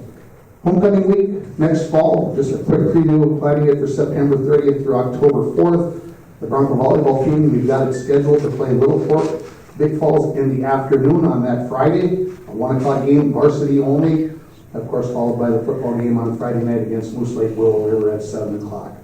And just as kind of maybe a heads up and get your brains thinking about something, an individual has approached me and a request that our football field be named in honor of an individual. It would still be Sports Stadium, but there's lots of places now where you've got the stadium name and then you've got the field named in terms of somebody else's name or whatever. I'm asking you to think about this as we move forward. I know there's some ideas about naming rights and those kinds of things that are being discussed, so I just want to put a little bug in your brain that I'd like to be able to discuss that in the future. Questions? You think you worked at a radio station or something? I was thinking. Thank you. Wish I could talk that good. This is amazing. Okay, Tim. Okay, our enrollment, we're at 512. We're actually down 6 from last meeting. Our quarter 3 ends next week. And as Tim mentioned, spring sports are underway. We are beginning to prepare for creating the master schedule for next year, so we're eagerly awaiting the sections, and I know that's coming up here tonight to start talking about that. And we had a great turnout last week at our parent-teacher conferences, our spring, well, not last week, week before at our spring parent-teacher conferences. We had a lot of people showed up, so that was good to see. Okay, thank you. You said we're down 6 from last month? Yeah. Do we know where they went? Yeah. You were going to ask. Sorry. Nope. Okay. Got 2 that went to online. 1 moved out of state. Another one went with a self, kind of an independent study. 1 moved to Wisconsin. Another school in the state. Another one moved out of state. So it's mainly people moving. We did have a couple go online. We did have people coming in now for next year. We had 3 that came in today for enrollment for next year. So perfect, good. we're losing some, but there's positive too. We're actually up 4 from last year this time. So. Okay, thank you. Okay, and Kevin. Oh, you're last? Okay, Beth. Are you active? I don't think so. Okay, for youth classes, we have driver's training starting the first Friday in May. We have on your own class and babysitting class. Those are both very popular. We have those coming up in April. We have an adult defensive driving class starting April 22nd. The pool remains very busy. The Little Fort community had reached out to me to see if we would do group swim lessons for them. I have some good news. I have 2 new instructors that are training right now. Good. I have bad news. Some of my staff that work for me are going to get full-time jobs for the summer because I can't offer full-time. So I'm not sure how we're going to accommodate that. I'm going to meet with 1 more staff tomorrow, who's kind of my more seasoned staff, who takes a lead with the group swim lessons. We're going to try to do it earlier, before school gets out, maybe in the evening. If her and I can work out a schedule, we will do that, and then hopefully we can do Little Fork. I'd like to try to work with them. They usually go to Lake of the Woods, but Lake of the Woods is not doing lessons anymore for them, but I don't know if they're doing it for the community, but because of lack of staff. Camp Cooch did reach out. I mentioned this last month. Camp Cooch reached out. They are going to do our lifeguard class again in exchange for using our pool. I have 2 kids that are going to become lifeguards, and I have 1 adult who just retired, who uses our pool in the morning, who would like to take the class. Right now I have 1 adult lifeguard that works for the PCA. He was a swimmer for many years, and they're great to have for those fillers for like the pool parties. Yeah. So I'm really looking forward to getting another adult on staff. My kids are great, but to have for a pool party at 1 o'clock in the afternoon, it's really hard to get kids to do it. So they will be coming in training. Voyagers National Park also will be coming in using our pool. They'll rent it for a couple hours in May because they do some of their training in our pool. And thank you to Mr. Grover. We have the circus coming in town. And in more ways than one. Here April 3rd. Lots of conversations, lots of phone calls that I've gotten about that. They will set up April 3rd, and they're going to do 3 performances here. They seem to think that they can fill them up. So we will start seeing them around April 3rd. They're going to be from us. And I was just told today I get the best seat in the house. And I think that's about it. The facilities have been very busy with being rented and scheduled. Good. And I think Stacy, because she knows more about the program, we found some bumps in it where our arena was in there like 3 different times, scheduled under like different places. So thank you for all the help that she gives me when I have questions on how to use the program. So otherwise the one thing, we have summer sign up this tonight for summer youth softball and baseball. We've met.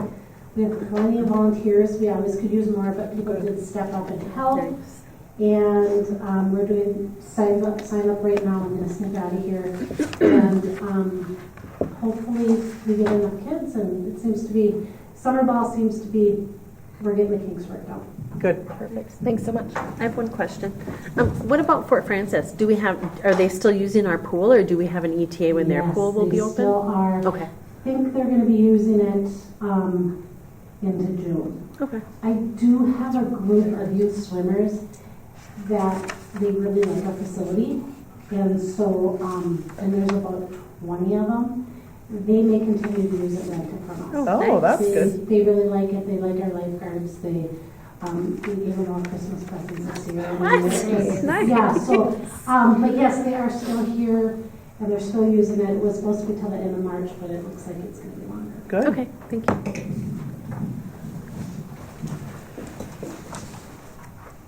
Am I good to go? Oh, I'm sorry. I was really thinking so. First off, and again in no order, you should have gotten, if anyone didn't get a survey, it's very short from MSBA today. If you can get on, we have gotten them everything that they need. I did send whenever it was last Tuesday or whatever day we met, they have available, because they will not post our posting until they come meet with the board. Okay, because they want to make sure, you only get one shot to put it out, So they had thrown out either the 22nd, which is Friday, the 25th, 27th, or 28th. I have 4 on the 22nd that could go. I have 4 on the 28th, 3 on the 25th, 26th. We need to pick a night. I could do the 22nd too. I don't think you have any. I mean, if everyone can't make it, I just think, sooner you get going, it gets out. So can we go Friday night? Say the date again. 22nd is Friday night. I'm guessing it takes an hour, I'm guessing. They didn't say, I don't believe it's going to be something. I already have that down. Well, I just, Okay, so I told him I would email tonight, and then we will get it posted. 5:15 or? You tell me 5:15? I had 5 p.m. I won't be there, I'll be Five gone, works. so. 5 o'clock? 5 o'clock on Friday. Okay. Okay. Business manager position is posted, that's out going. We'll see what we get and proceed as normal with any position. Solar RFP, I believe that's going to go out within the next few days. I've been working with a guy by the name of Peter Livingston from the state who has been just a huge help. There's an actual walkthrough on something like April 9th for people that are interested so they can come look at your site and that type of stuff. So that's moving. Just so you're aware, I don't know if you know more than I do, I was approached about the county, or at least a county commissioner or two, having conversations with a group to possibly interested in reopening Indus as a charter school. So I did, just so the board's aware, reach out to Mr. Schobel to see if we could have a conversation. I actually was approached by one of our representatives down at St. Paul that had already had some conversations. So if anyone hears anything, I'm open, but I just want the board aware. I'm trying to go to what I have been told is a source the county possibly working to assist a group, and I just want them to be aware of how it affects us and see what I can find out. So I'll keep you in the loop. The other thing that just came out on, I think it was Thursday. There's been a group working on the possibility of a 4-day school week. I don't know, probably about 5 years ago, the state quit taking applications. There are some schools that are on a 4-day week. There's goods and bads about it. Anyway, it wasn't an option, and there were some other schools that, at least wanted the option. So there was legislation going forward. The Department of Ed all of a sudden wants to stay involved in the process, so now they are going to open up conversation and applications. And so the legislation, in essence, went away. But I just wanted the board aware that I did let the teachers group know, and we are going to have some conversations. I don't know if it's feasible for next year to have a conversation or not, and I don't know if the board would support or not, but the first place to start with is to see if, if the teachers are on board or not, because if they're not, there's negotiated pieces that would have to be. And so I'll be honest with you, I've had conversations with 2 schools that have it. There's some possible financial savings, but more importantly, I think, is people are looking at it as a way to attract and retain staff without having to pay more. They still work, you have to get your days and minutes in. I know the first thing publicly that's going to come out is, families that aren't in favor of kids being out of school. Every district, like say the 2 I've talked to, said without a doubt that was the first thing that they worked on. They went forward, most of the time for financial reasons. After a year, do a survey, none of them want to go back. 90% of the ones said. So, it is a piece. I'm not saying we would or won't, but we're going to look into it. So I want the board aware. Maybe the teacher group is not in favor, because that's the major bargaining unit that we'd have to have an MOU or negotiate. If they're not, dead on arrival. Okay, then it would come, if they are, it'll come to the board. If it's even possible for this year, I don't know, because it's a lot to get organized and get turned around. But maybe it becomes more of a conversation for a year down the road. So does that make for longer days then? Yeah, they're longer. You got to get your hours, Yeah. your minutes and hours in. So yeah, starting earlier, going later. The flip side to it is, like just say whether it's Friday or Monday are the 2 days typically off. Activities run without a doubt on those days. Your longest trips for athletics go on those days. Every Friday then. Of course some can be home or whatever, but it's something to think about. Like I say, it has. And is there some athletics trips that go on those Monday through Thursday? Oh yeah, there still has to be some, and so yeah, they miss. It's not that you save missing any less school necessarily, because if you have to leave at 2 o'clock, you're missing more school now than you would have leaving at 2 on a normal day. Yeah. But there's pros and cons. So anyway, I think that's all I have at this point. Okay, now we are on it seems so weird. Can I have a motion to approve the consent agenda as presented? I'll motion. I'll second. Kevin, do you have anything you want to discuss? Just, like I said, just a couple comments here, and it's right at the very back. The two items, 33, just so you're aware of the adoption cycle, we have 125,000 in the budget. Okay, that's in there, that's typical what we use. The English, which is up for 612, there's I'm asking for 84,522. The elementary social studies, which is the other half, they're not ready to order yet. Okay, but looking for approval so that we can get things ordered and moving. They don't come in, it's on next year's agenda, or next year's budget. And then the other piece is the same with number 34, which is a new bus. We actually held back last year for some different reasons, didn't get a bus or a van. And so it's needed again, but the lead time is way out. We're actually behind, it won't be here for the start. And that's budgeted for? That's budgeted as well. And so they're both in, like I say, unless, you want them pulled, like I said, most years we get a bus. It's typically just about every year, but there were some reasons things didn't go last year. So that's the only two comments I have. Okay. All right, and now under, I'm sorry, did we, all those in favor? Aye. Opposed? Motion carried. Under the action items, number 1, we have the resolution.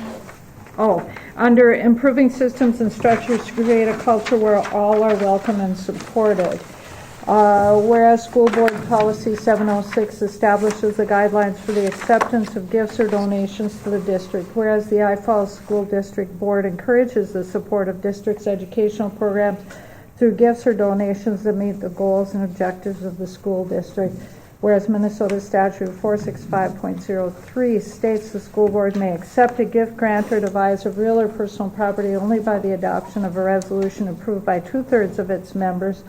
Therefore, be it resolved, the School Board of International Falls Public Schools, ISD 361, accepts with appreciation the following gifts, donations, or grants received by the school district. Could I have a motion? I'll make that motion. Second. Okay, now I'm going to read them. Bronco Hall of Fame, Coca-Cola, $250. True Star, $500. Northern Reliable Insurance Agency, $250. Dean Blaze, $500. PCA, $1,500. Guns versus Hoses, hockey game proceeds, $1,500.25. Peter Kaler, hockey game proceeds match, $1,500. Arena scoreboard sponsorship, Northern Lumber, $500. Borders Chevrolet GMC, $500. Prom donations from Baduke Equipment, $50. Rainier Rec Clubs, $250. Sammy's Pizzas, $100. All Season Equipment, $100. Shay Shay Water Bottle, Winter Hat, T-shirt, Zip-Up Hoodie. All those in favor? Aye. Opposed? Motion carried. Okay, now, we are now going to 1B of adopting the 2024-25 school year version B, which was the one apparently voted by the, teachers? Just so everyone's on the same, there's language in the contract that we need to get input from the teachers group. And so in the past, we've come up with 2-3 calendars. So I put the original version together, had them look at it, get some input, and in essence ended up with 2 versions. The only thing difference is one single day. If you look on, I'm going to say March, there's a day either added or taken away, however you want to look at it. And then it affects the May, June, and the end. That's the only difference. Their vote for whatever the word is version B. The board has its right to either go with that, amend, add. I will admit administration, at least one administrator is more in favor of, I'm going to say like the March with 2 days, because to be honest, the vacations, like we just got done, we struggle meeting the need when staff want to go, and having 1 or 2 of those actually spreads things out.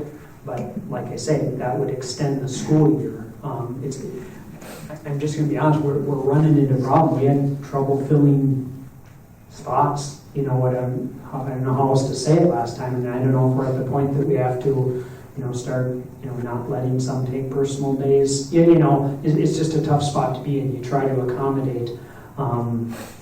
So again, I don't have, you know, there's not a right or wrong answer. I'm just trying to be transparent, if you will, on Was the what's voting going on. fairly equal between the They eight? didn't give me that. You know, I mean, I can tell you in the past, when you put 3 versions out, it was just about a third, a third, a third. And I'm guessing it was very, because, you know, this one, there's not much difference, so I don't want to say it probably was 50-50 or not. Usually there's, you know, days of deer hunting and the other one doesn't have, or some, you know, longer spring break or longer Christmas. There's just no difference other than that one day or 2 days, however you want to look at it.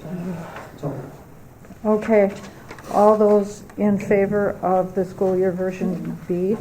Aye. Aye. Opposed? We did get a yeah, we need a motion and and a second. Didn't we? Motion for the version B. All motion. I'll second.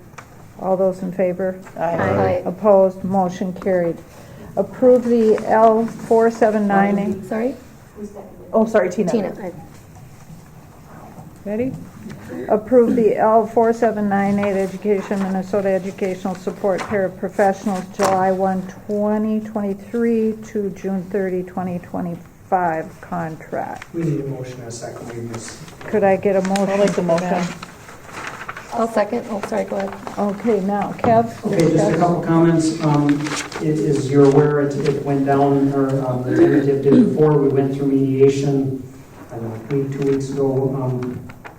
For the most part, the change, it went an additional 1% added to the first year, and then there ended up being a $300 stipend, one time, both years. That is the difference. I would recommend you pass it.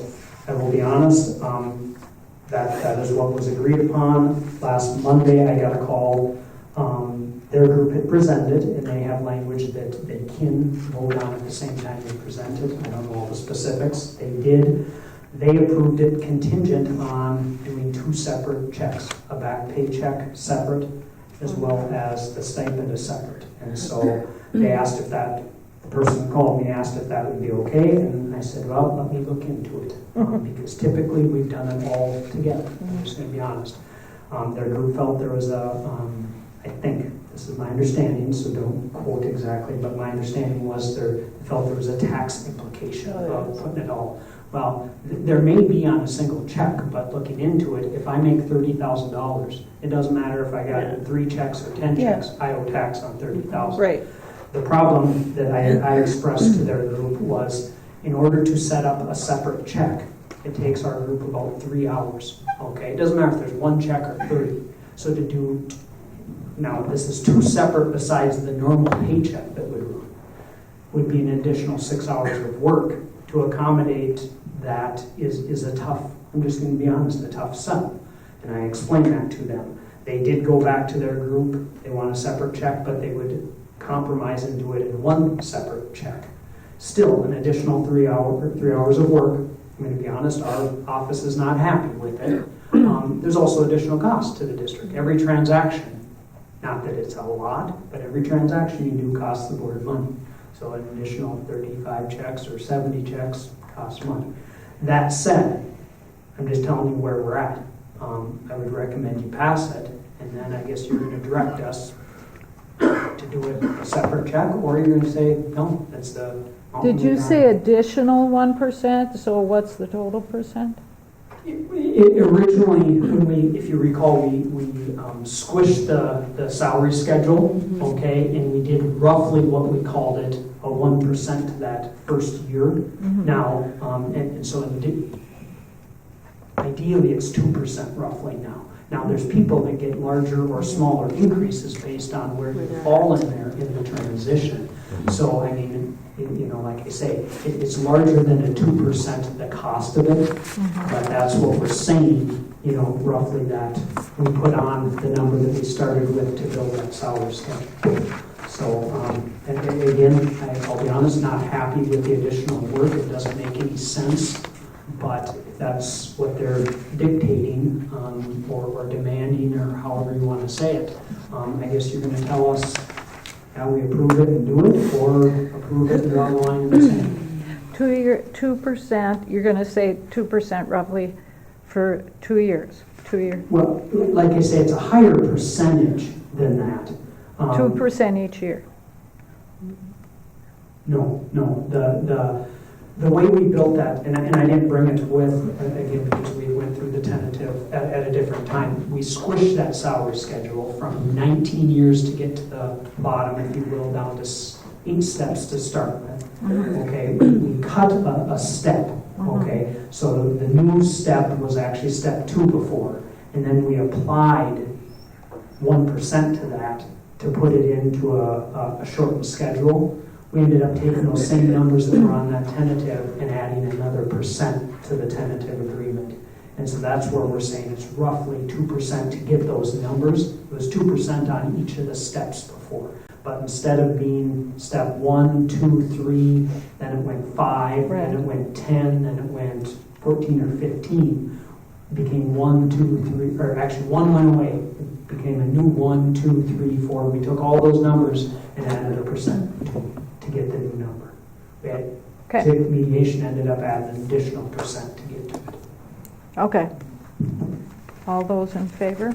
Aye. Aye. Opposed? Motion Need a separate carried. paycheck? Yes. Yes. No. Let's just do it and be done. Yep, I agree. I say yes. How many, do you need us to? No, I just Joanne need said a no, you consensus. don't. You need us I to mean- number. It's fine, I'm just Okay. being a jerk. No, you're not. I didn't know we were voting on that either. Okay. Okay, do you want to say something? I thought we were just voting on the contract. We're voting That's on- all we're Yeah, he voting just on. wanted like, It's a what your management thoughts on- right, if you ask me, on whether you want us to pay in a separate paycheck or not, because like you say, Yeah. and so Move on. you need to either approve or disapprove the contract. If it's approved, then you're going to direct us, like I say, we don't need a vote, we just need for the most part a thumbs up or thumbs down to do a separate paycheck. Do it. Yep, I agree. Move on. Okey doke, do it. All right, now we're on the big one. The big one. Oh. Okay, now, we're on 1D. Okay, now, We need a motion in a second. Just, yeah. Get the discussion. I'll make Can the motion.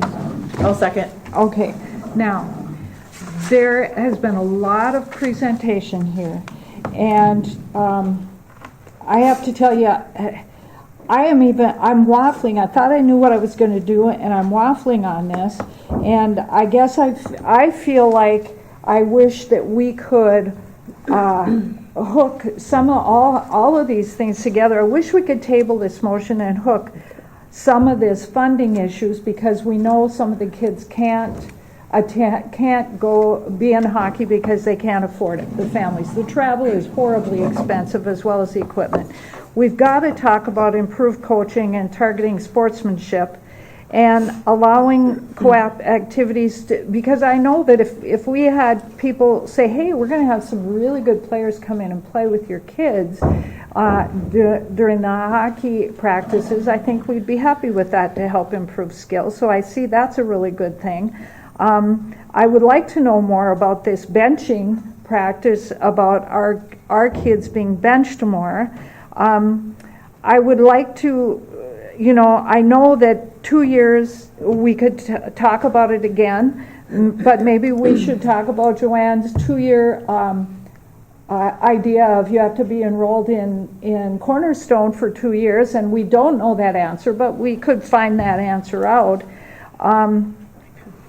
So I'm just wondering about tabling this and finding out if there's a way that we could combine all of these wants that we have. Because, Jessica, you said there's a bunch of BS, and I know there's a bunch of crap that happens.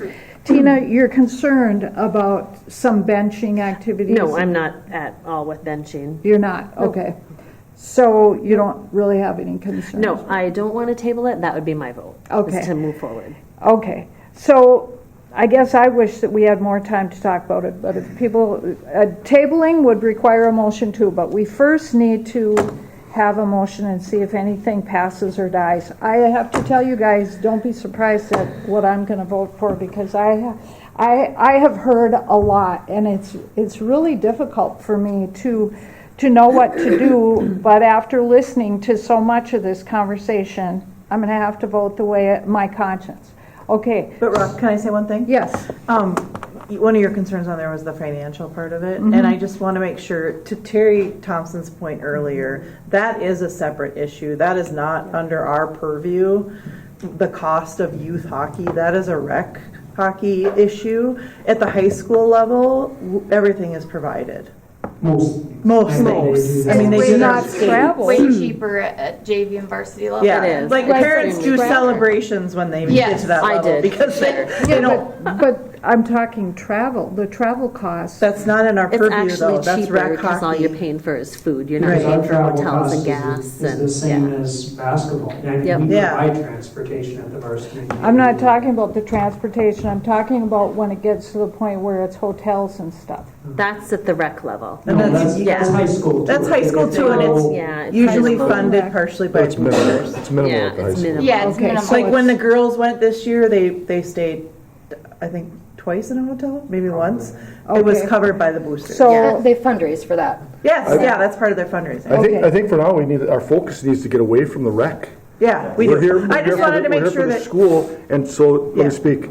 So, my concern again is that, put aside what's happening today, and if your likes or dislikes, your pros, your cons, Yes. you're happy or unhappy, put aside that for what's happening today as you see it. I see it moving forward. This vote could have repercussions for kids way far down the line. it could. Okay, so I see it being a very, very important vote, or potentially a very, very important vote. Again, the other And thing you this is need to a keep, two-year- the other thing you need to two-year keep, agreement. the other thing you need to keep in mind is that, unfortunately, every single community, every single youth program, they have their issues. It's not smooth sailing anywhere, nowhere. Okay, so we're not any different than any other community. All right? So, again, let's go back to the agenda item. Let's keep in mind, let's keep it laser focused on what we're voting on and the implications that might have for our kids now and the future. And knowing that this is in 2 years could be reviewed. And 2 years it can be In 2 reviewed. years. And a co-op is only good for 2 years. Yeah. If you don't revisit it, it will It will, automatically yes. renew, or if either side doesn't revisit it. Just, again, for the record, you heard what Mr. Ringhofer, I don't know if he's still Yeah, here. he's gone. I'm in the same place, and I guess I would go back to, it doesn't matter if we were trying to have a conversation with Fort Francis, with Little Fork, with Indus, with the different schools we've had co-ops. I think it's important, not just for hockey, for any activity, and I've said this to several people, with the exception maybe of volleyball. I mean, volleyball's Yeah, got it's high huge numbers, numbers. but every other group could use kids, whether it's speech, whether it's one-act play, whether it's swimming. You go through it. Football, I think, has I'm going to say, a great program going, but they need kids, you know, and we were upset when Little Fork wouldn't have conversation with us, you know, and you can't force them. We've tried, whether you like it or not, to have conversation with Fort Francis. Softball went and met with them. It never went anywhere. Hockey has had, tried having some they're not ready. And so unfortunately, you can't force it. But, Right, and Mr. Ringhofer was the one that really kind of ringed it for me, was that in terms of saying, he's having a hard time getting people on the schedule, and that concerns me, or getting games on the schedule, and that concerns me. We need to be able to play, and so I guess, Dale, do you have something? Yeah. So we had a discussion on a kid from Fort Francis that wanted to come over and play hockey. Was it late last year, I believe? And we voted against that. How do we reconcile that with voting for this measure? This is the same one. I don't think we voted on a Fort Francis co-op last year. No. No, the It player. was the same Cornerstone. Oh, you're right. You're saying because that player supposedly left Cornerstone No. when we He didn't wasn't vote a it for player. it? No, Cornerstone player. No, he Okay. was. He was the one attending Yeah. Cornerstone. Okay. Right. Yeah. And we voted against it. Right, but I don't think the board members were as informed as they are today. I would agree with that. There's been a lot of conversation, many, and personally, I've discussed it with a lot of knowledgeable, experienced people in the game, and I'm solid on my vote for sure. Okay, because one of the concerns was that this player may take a position away from a Falls resident.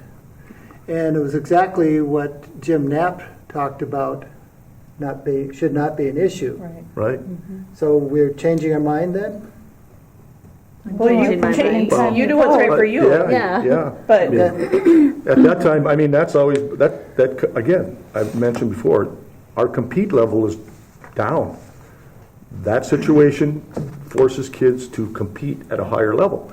I agree. So I don't see that as a negative, I see it as a positive. No, I voted for it, and the board turned it down last time. Again, I don't One think, player. Yeah, so. well, I don't think we had, but there was other things attached to it that we didn't quite understand. So. I think all of us as board members learn. I know on a number of votes that I voted on, I found out that, dang, I wish I would have known a little more on it. But I don't know, tonight kind of has changed my mind.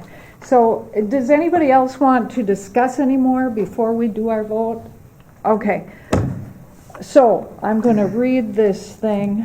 Approve the MSHSL co-op agreement with Cornerstone Christian School for Boys Hockey effective 2024-25 school year.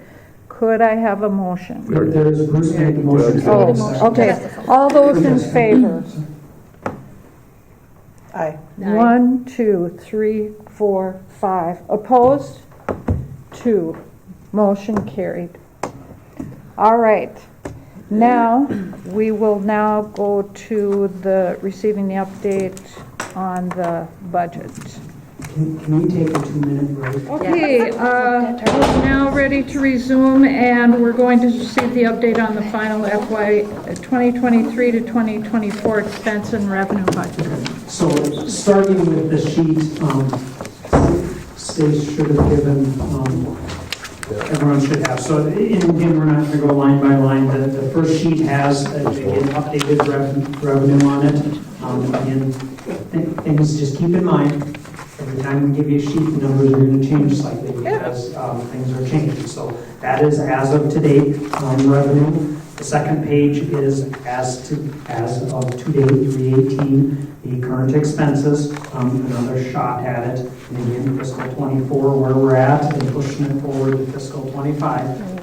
And again, we spent a fair amount of time last meeting, so I don't plan on just, the next two sheets again are just updated for the most part. Or the next three sheets going comparison of 23 to 20, fiscal 23, or sorry, fiscal 23 to 20, no, fiscal 24 to 25 is the third sheet. See 23, 24 revised, so that's what we are right now. Again, pushing it forward to next year, okay? Keep in mind, and I'm just going to throw some things out there. Told you we have the per cycle in there, we have the bus in there, there's Falls Elementary and Falls High School staffing right now is all pushed forward, okay, so if we adjust anything up, down, or sideways, it could change that. The other thing that is actually in there that is an increase, we'll get to some numbers. There's a recommendation to increase our sped because our caseload's getting too high. So we have taken, and I should say taken, we're using basic skills money that has restrictions on it. Your basic skills reserve is going up if you go back and look. So we're covering that with that. So it doesn't affect the unassigned.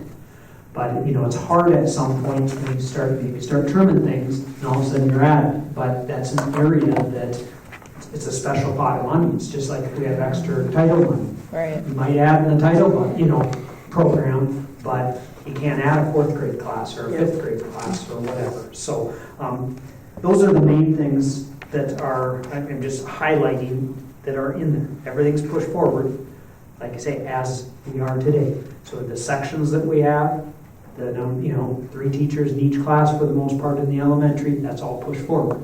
We'll look at the numbers here in just a minute as far as class sizes, okay? And then we'll ask some additional questions.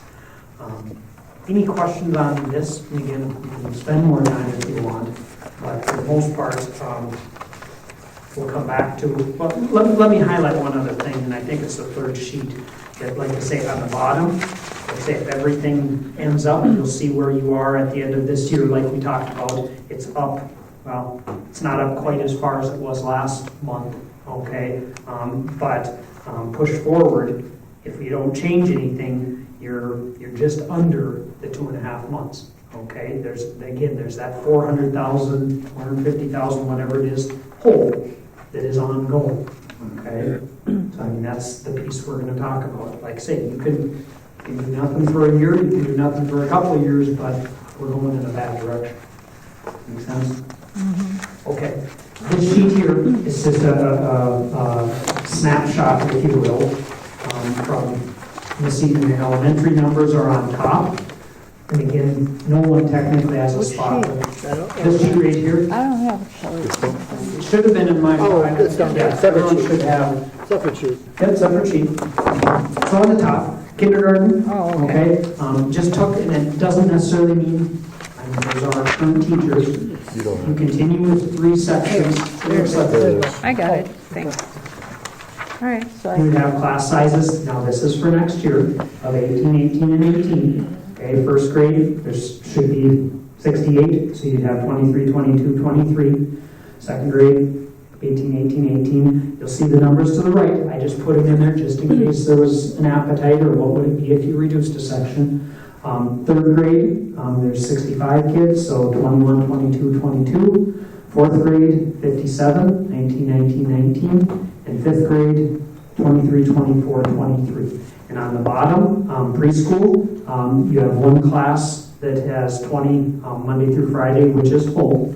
The second class, Monday through Friday, all day, there's 18, so there's actually 2 openings. Be honest, correct me if I'm wrong, Missy, I think it's the first year we haven't been full. There's some other opportunities in town. There's a couple that I think are competition, if you want to say it that way. The third one, which is Mandy's, she's run it, or we've run it this way the last few years.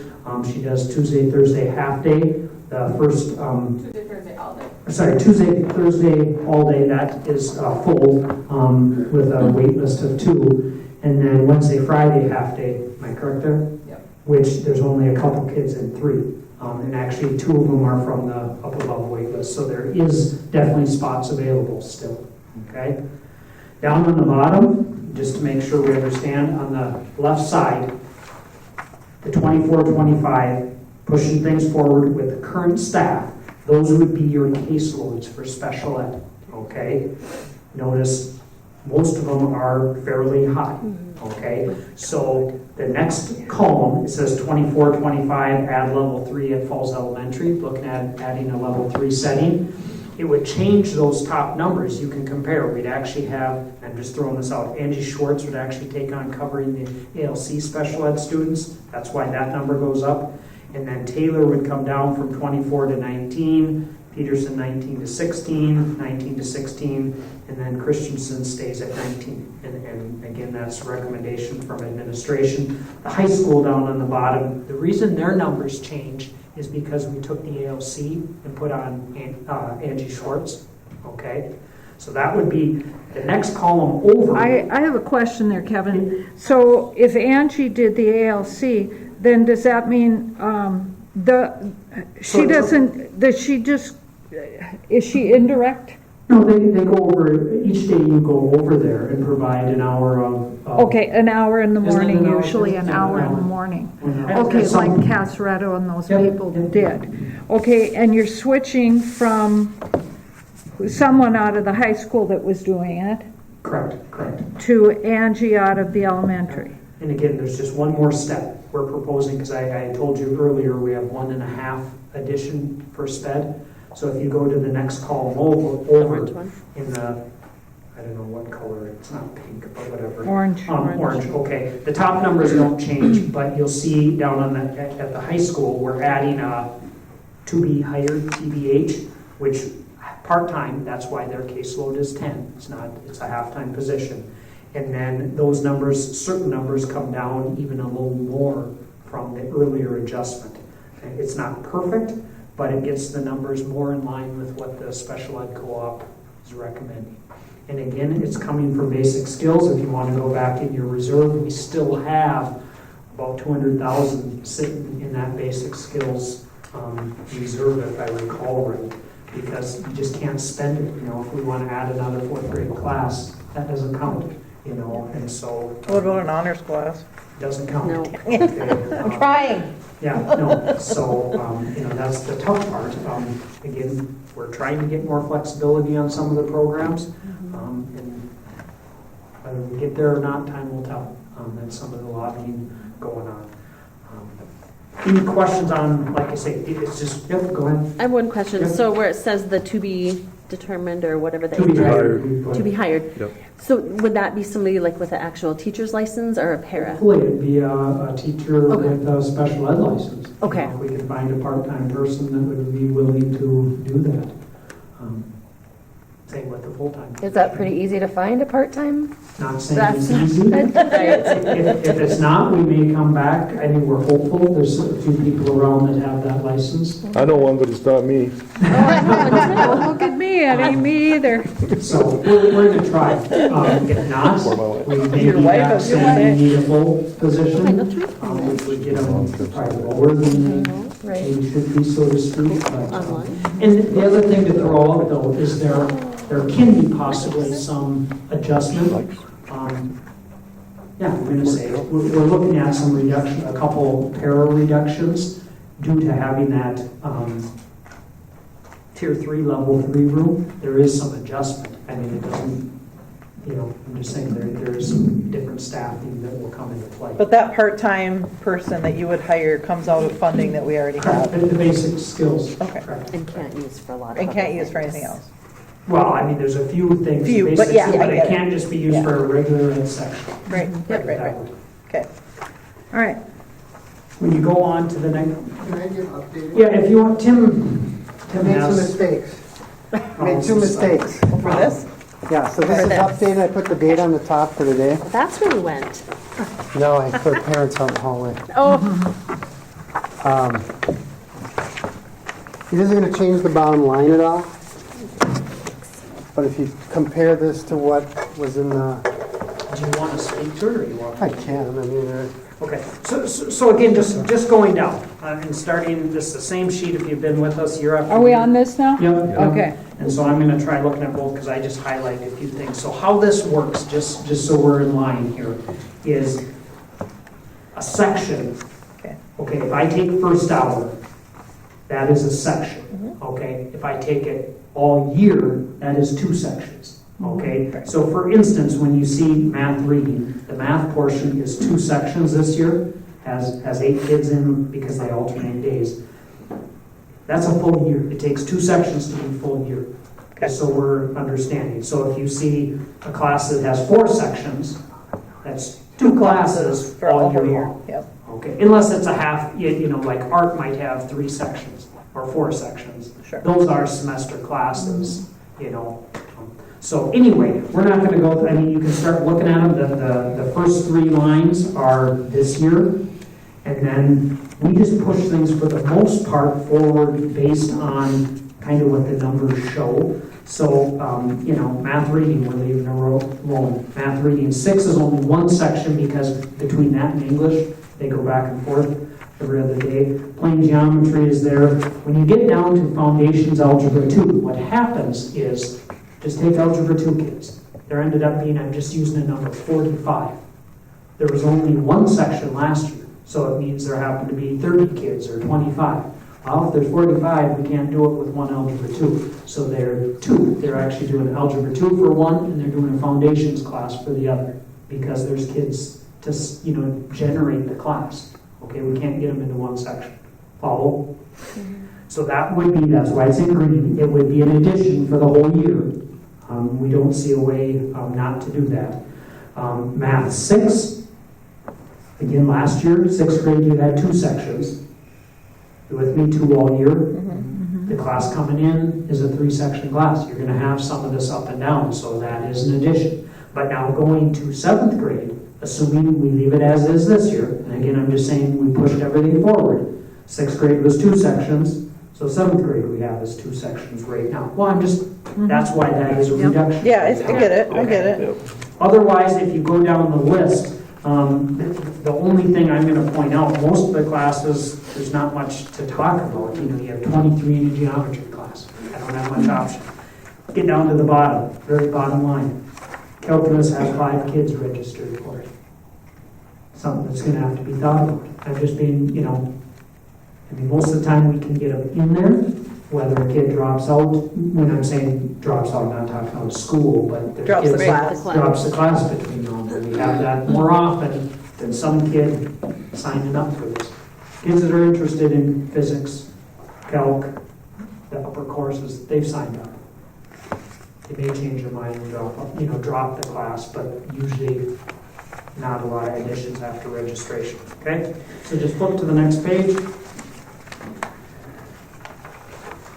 So you can see in math, if everything stayed as is, and we'll talk more as we go on, it would be an addition of a class all year long, 0.182. Social studies, the same thing. 6th grade and 7th grade, that's the only flip-flop, if you want to say.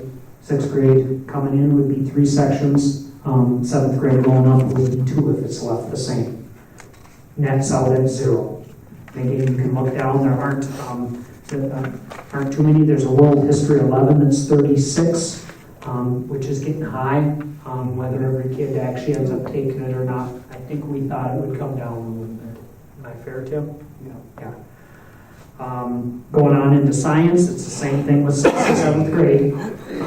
You get over to astronomy, which is a class we've registered for quite a few years. I don't think, has astronomy ever run, Tim? It has 4 years ago. Okay, not very, so that might be one we don't actually run. I mean, 10 kids is kind of the questionable line. So do kids drop it, or Well, do you drop if them we don't because there's offer not it, enough? Mr. G will end up having them in, and what's your second choice, our Okay. next option? Yeah. It's an elective science. It would be nice if there were 15, 20 kids to offer it. Do we roll it into some other class then, or not?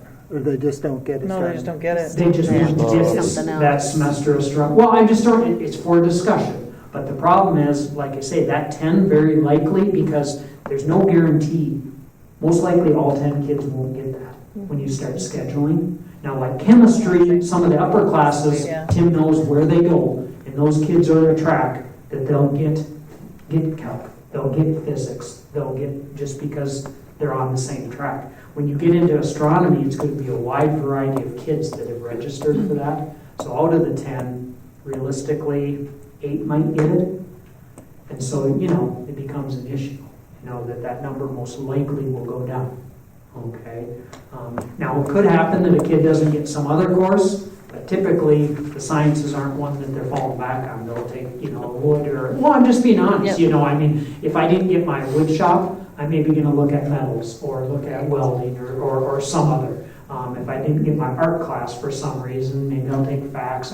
Most of the time they're not going to a math class or a science class, Right. As a second choice. So again, if everything stayed as is, like I say, these all ran, because that's what we're just throwing numbers in, it would be a semester add. Again, going into English, English is slightly different because 6th grade we do an English reading and we do an English writing composition.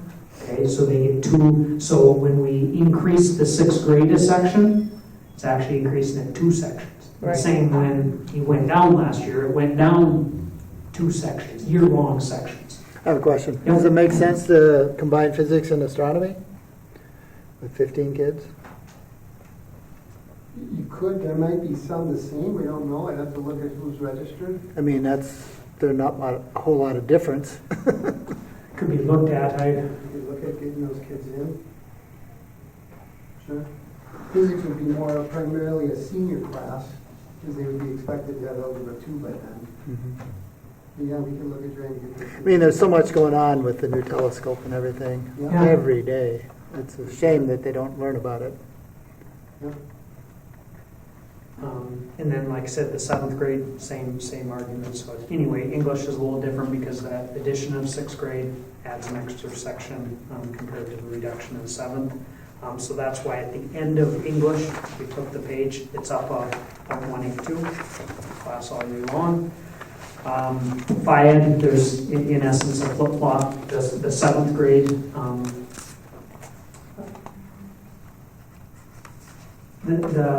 help me out on 6th grade, it's a 2 rotation going to a 3. 6th grade, we've got computers and we've got FIAD this year. So each of those is a full section. Charlie takes them one day, Don takes the other half, and they flip-flop every day. Mm-hmm. Next year, going to 3 sections, it'll be Dom, Charlie, and library. So that's why there's no addition. I couldn't remember why. Okay, gotcha. So 7th grade is a reduction down, but there's a weight training and fitness, a semester increase, so that nets out. Am I correct? Yeah. Family and consumer science, no change there.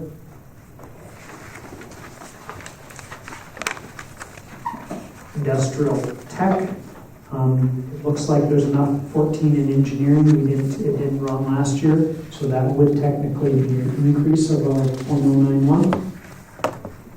Band and course, no change.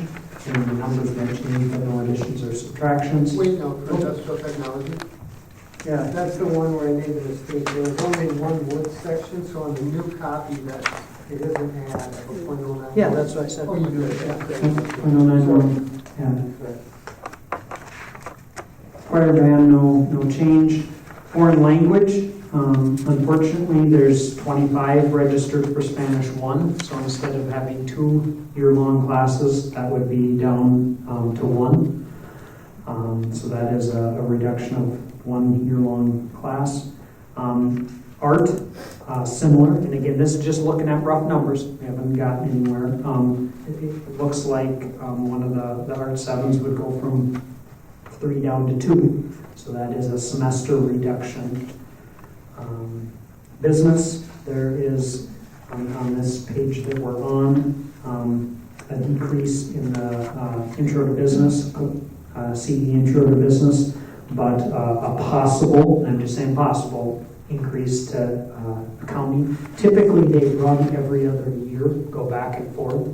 And like I say, the numbers don't look good. If you notice, there's 7 kids registered. So, I mean, it's not that any of this is set in stone, but that's why they're on there. It's typically accounting runs 1 year, business runs the other, and it goes back and forth. When you flip to the next page, exploring computer 7, because of the 6 to 7 transition, it's down a semester. So if it stayed like it is, it would technically be a reduction of a semester section in that field, if you want to say it. Under the other category, grade 7 study skills, again, 7th grade, it's going, if we keep it the 6th grade, this year 6th grade going in 7th and 2 sections, it would go down a semester section. Health careers, that is the course that been working with the Rainy Lake Medical Center to offer. You can see the registration, 36 kids. That's great. They won't all get in one section.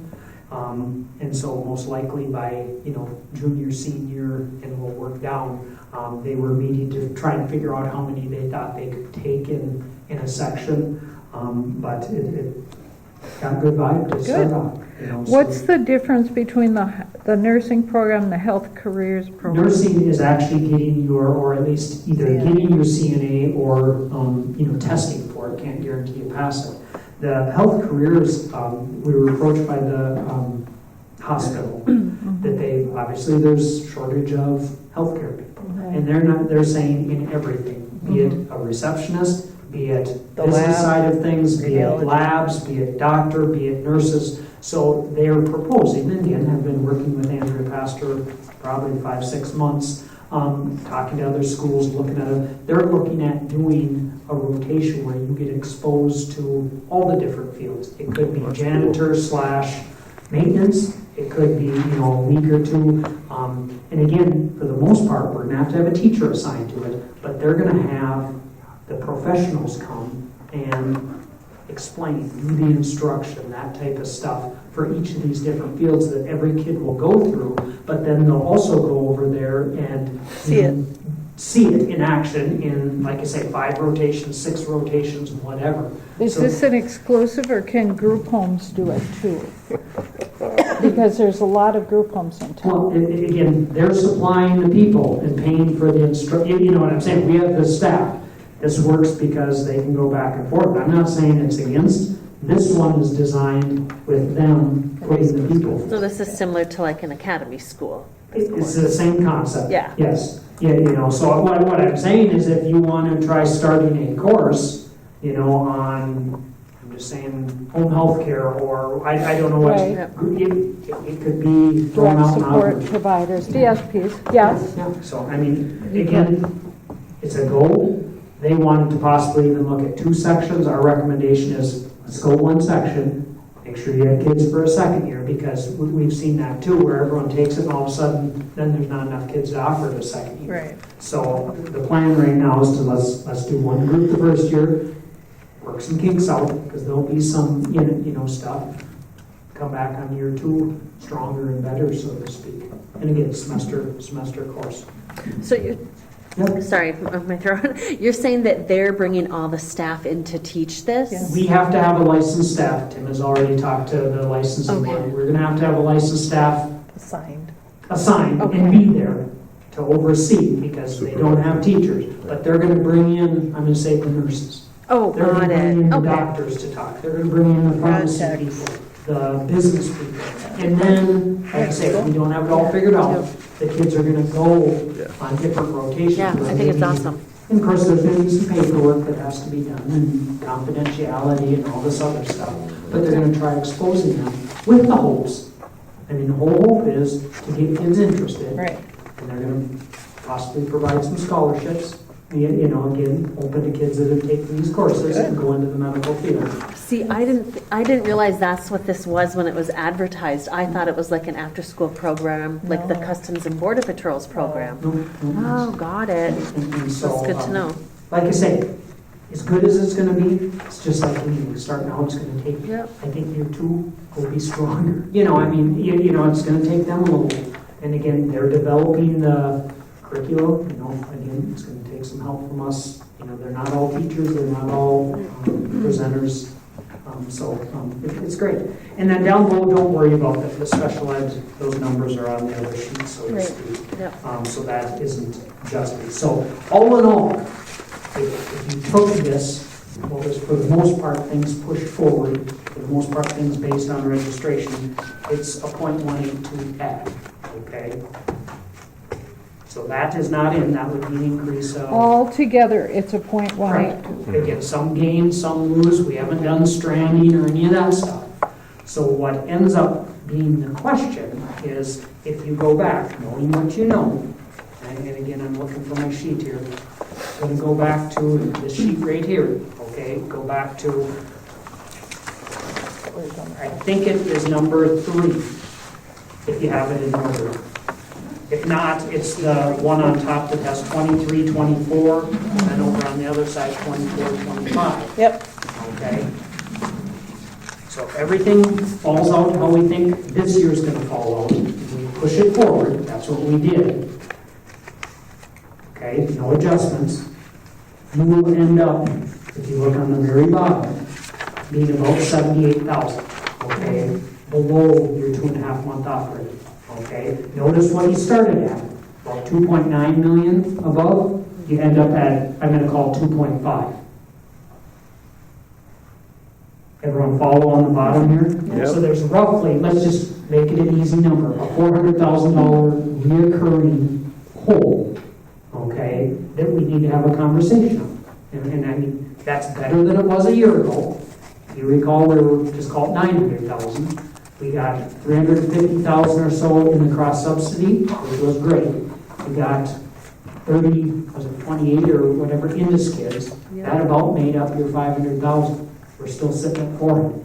So the question, and again, we're not acting on anything tonight, is what do you want administration to come back to you next Monday with?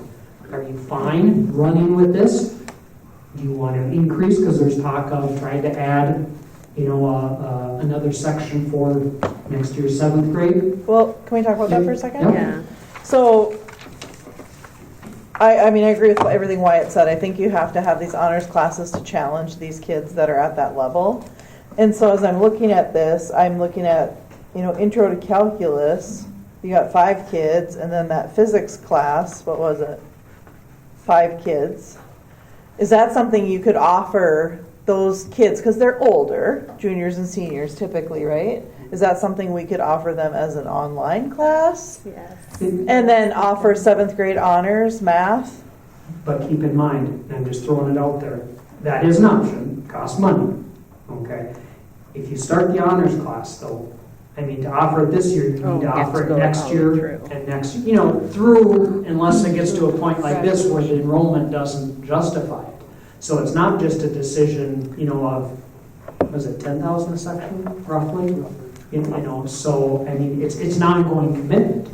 Next year, and I'm just being honest, if you look at down the elementary grades, looks like you would have enough for an honor section or a 3rd section.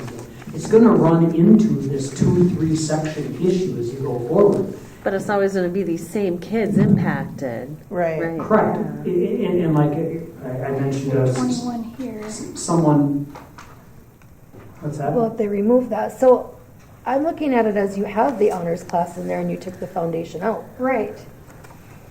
Right?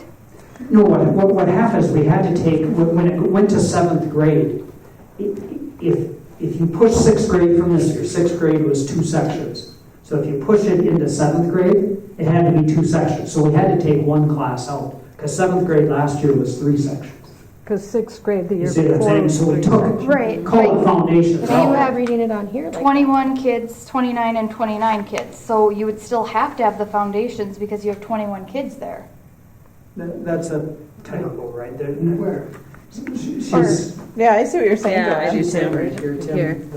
where the 0 First is. page, foundations math. Oh, yeah, okay. Where it's red. It's 0, there aren't 21 kids there. I should have put a 0 there. So What is that? what Okay, it is, okay. yeah. There's only 50. You see right below it, 29 and 29? Yeah. That's There's the 58 total kids in that class in the class. total. And so again, we're just dividing it in 2. The math teachers say there aren't 29 for honors. So the idea is to put 29 in honors, it's not going to work, they're saying. Right. I don't know what the number, if you 15, 16 or something like that.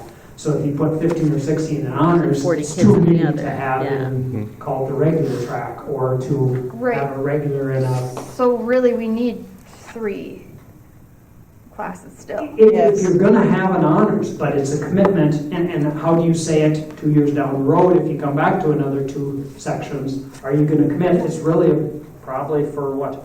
7th grade, 8th grade, 9th grade, 10th grade, 11th grade, Yeah. and 12th. 6 years. Well, it probably would be 4, because once they get to 11th and 12th, then they're going to. Okay. You start branching out with, Correct. yeah. Right. So 4 years. It'd be a 4-year commitment. I'm totally okay making that commitment because I think we need to offer honors classes I agree. for I these agree. high achieving kids. I don't know that there's a way around it. It'd be a disservice to not. It would give be. to I them. do too. But keep in mind, as we get smaller, take Littlefork, for instance. They don't have an honors program. How they differentiate and try accommodating, and a lot of 2-section schools don't. Well, and if it gets to that point and you have to do away with honors for everybody, then that's fine. But I can't justify taking 1 class of kids and saying, oh, just because you guys are a little bit smaller, you don't get honors at all. Yeah. But you're going to have that coming just about every other year if you look back, if you look down here. I'm just throwing it out that, when you start looking at the elementary, you have, 68 one year, you have 54 the next year. You have 54 one year, 65 the next. It's a 3-2 type deal. So, and again, I'm in favor of honors. There's nothing better to teach, to be honest. Okay, but how are you going to trim $400,000? That's the next question that, if you add there, which we can. $400,000 for 4 years. No, I'm saying $400,000 for next 1 year, if we don't change anything, we have about a $400,000 gap. That eats away, gets you to your 2.5-month reserve. You eat up everything we built up this year, okay? You have questions of other classes, good, bad, or different, on But the- offering the physics and the calc online, wouldn't that save us some money? I mean, I understand there is a cost associated, but would it not be cheaper for those students to attend it? Not if you don't take away, if you just offer online, or they go PSEO, whatever it may be, okay, because that's an option too. But that's That's losing money again. Right, That- then that's that's losing money. But not if you Cost. offer it here online. That's- yeah. Like, say if those You gotta pay kids. for it. We're gonna pay. But is it But cheaper it's than cheaper paying for a than paying full-time for a class? teacher, yeah. Correct, but it's an add to your budget because you're not taking that section away. You're gonna take You're that not gonna section and get use rid it of for a that different teacher's class. Yeah. So, It's still an ad, but Yeah. I'm curious too, like Jess, Yeah. what's it's the difference? it's cheaper than adding a teacher, or adding a section to cover, or offering a section with 5 kids or 4 kids. You are Well, correct. do you have a dollar number for how much adding this honors classes for the 6th grade for next year would cost? Well, it already exists. What is, I know, Well, what is it? if you left it as it is and just added, it's Yeah. gonna be roughly $10,000. So- Right? Am I correct? For one section of math. Correct. That's all. You're not So what- adding in English. You're not adding in English, you're not adding. Oh. I mean, but we don't. Otherwise, you're adding 75, 80,000, whatever you hire the teacher. You're gonna split that class all the way through. That's a totally different question compared to just having an honors math or adding a third section, or 2 different questions. But We don't have honors in English until 9th grade. oh, okay. Okay, And math is truly 1 year ahead. So 7th grade honors math is 8th grade math. Right. So they're truly a year ahead. But we don't have honors English until 9th grade. Okay, I'm cool then. So it would just I was be going to one. say, we can't just offer one and not the other, but okay, Yeah. I get it. Thank you. So for honors for next year for the math would be 10,000. Approximately. If you just add that and keep the physics in the, So it'd be even less if you. went online. well, correct, if we take, and I'm just gonna say, if we go to online for those 2, it actually will be a reduction, because you would take, I'm just gonna say, the calculus would cover the honors math. When physics goes away, that's 10 grand, won't cost 10 grand to offer 5 kids online if they take it. No brainer. That's my vote. Me too. Calculus You gotta is offer really these. difficult online. Just the You're math major. gonna lose them to the college. It's really difficult anyway. Yeah, it's hard anyways. Like, Help my kid at all. So you're saying I that's just what think you, calculus as an online option is going to be. You're gonna lose those 5 kids in calculus to the college. And we don't just for want that that. class. We don't want Yeah. that. Yeah, we But don't you want don't that. lose full 'cause then we're funding if losing they just go funding. for one class. No, they're not just gonna go for one class, though. Typically, Right. There's physics is online as well. If they go there, they don't come back. Well, let's just leave it where it is for right now, and we're gonna meet and do Yeah. bring our students back. But I here. think we definitely need to offer the 7th grade honors. Oh, I agree. Yeah. I agree. I would say, if anything, we should add the $10,000 and do the 7th grade honors. I don't think that's a disservice, like you said. And I think with our limited offerings as it is, we need to offer that. Right, because if we're not upping honors, what's keeping some of those kids from Exactly. going to So my level next 4? question is, are you directing us to just write it out, or Yes. is there a number? Yes. No, I'm talking overall, because we're gonna increase, say it's 410,000 or whatever.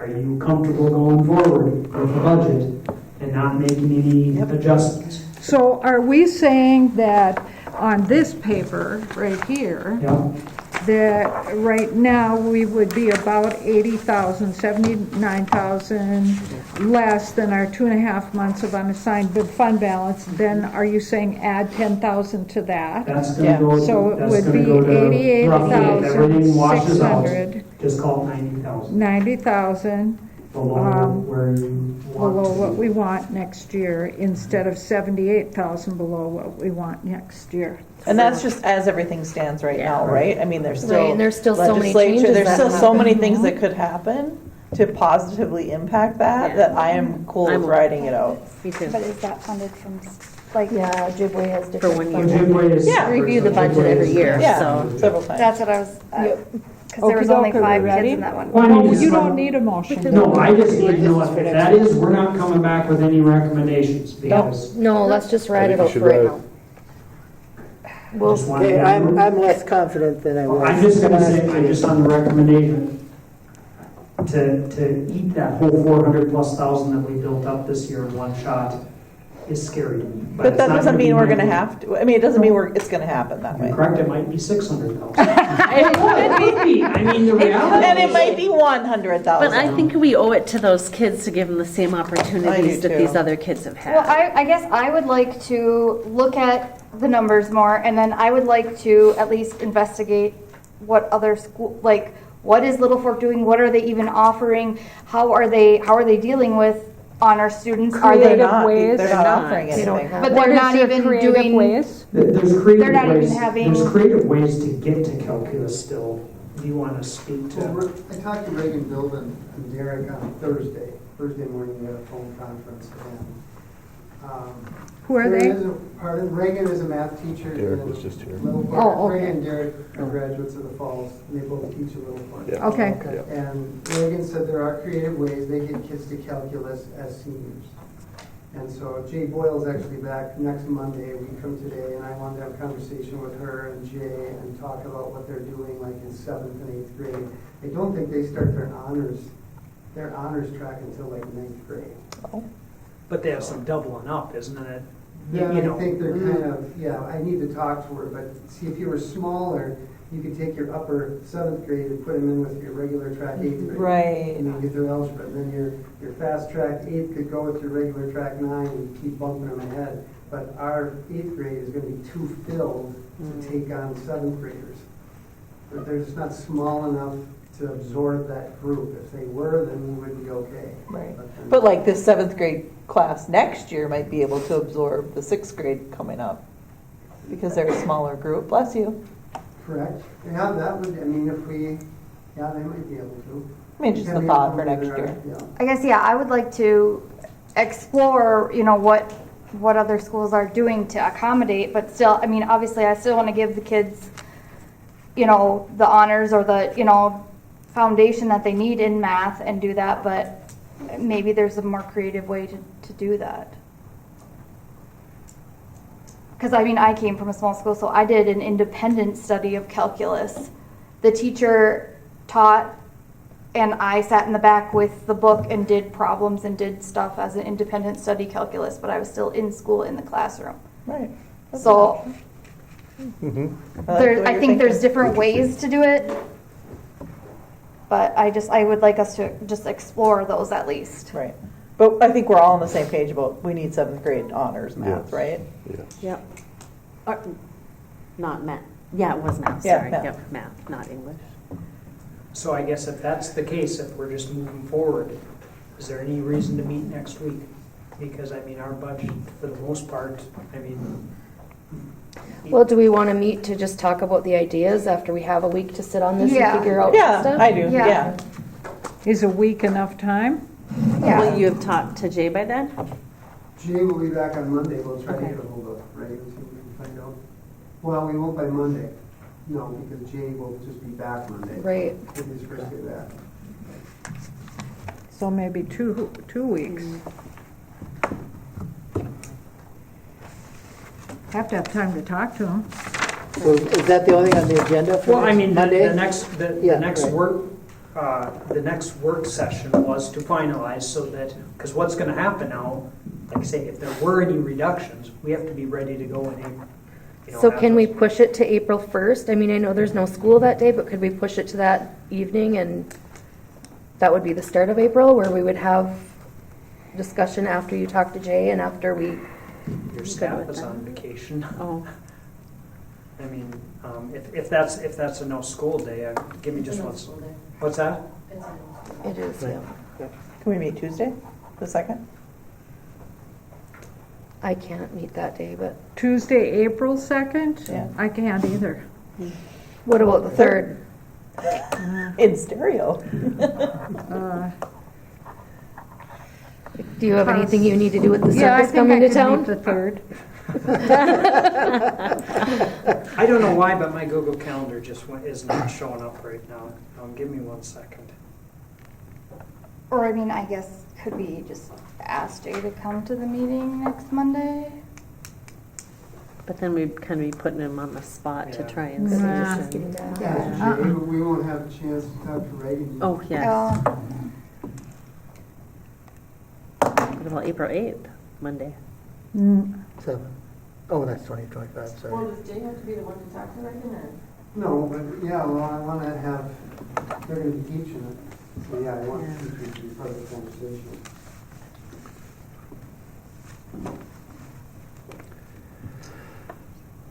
Is Monday the 8th too far out? Well, we're still kind of thinking about the 3rd, aren't we? Just give me one calendar. second. I'm hopeful my calendar will come back. I don't know what I happened. live next door to Derek, part of it, too. What would be nice too is if all three of them could come to our meeting then. Okay, sorry. You were saying April 3rd. More than just 7th grade. April 3rd. Wednesday. I have no issue. You won't be here? I should be in Duluth. Okay, I'll be here. Dale, you'll be here. Tony, you won't? On the 3rd, I will be here. Okay. Joanne will not. So, and you guys. Hey, Mayor. So we could do the 3rd then. Are you okay with that? Yeah, that's Okay. fine. I can try to get back 5 o'clock. as soon as I can, but I can't. 5:15. 5:15. Okay, and then We we've do the got additional for the Dale. Friday school board meeting next Okay, so Friday. this Friday, make sure you have it, we'll go 5 o'clock. Okay. And again, like I say, if I get any more information, but my understanding is they will bring the draft of the 2-page posting for you to look at, and I don't know if they talk about anything else. That'll be that, and then I'll cancel next Monday, I was going to say, make sure you take that 25th off your calendar then. and then add April 3rd. Are they physically here in person to Yeah, talk to? Oh, okay. it's a gentleman from, my understanding, Grand Rapids, a retired soup that does, the will come and presentation. he will actually be your person, Lee Warren, I think is his name. So yeah, he'll come and, like I say, share it with you, talk about the process. I haven't been through it, so I can't tell you much more than that, other than he'll come be here for that one. I thought it was on I here. don't know if they'll talk about questions or getting things going or what, but. I got a couple too. Yep. Yeah, we did. It's on there. It was just, yeah, right, number 31. It was under the, it was under, Okay, that's just, we just did. yeah, just the regular They do it consent. sadly, you know. Yeah, no, it's gonna be a class cost. Yeah. She's posted it already. Yeah, so we're talking Right, about- I saw that, but that's it? Just, and then we just At this point? accepted the resignation. Yep, that's it. Okay. Can we make a motion to adjourn? Are you in a hurry? Where No, are I you just going? am starving. Can I go home with you? Okay, yeah, can I have a Child has motion evil to eyes after adjourn? I'll make that motion. I'll second. All those in favor? Aye. Motion carried.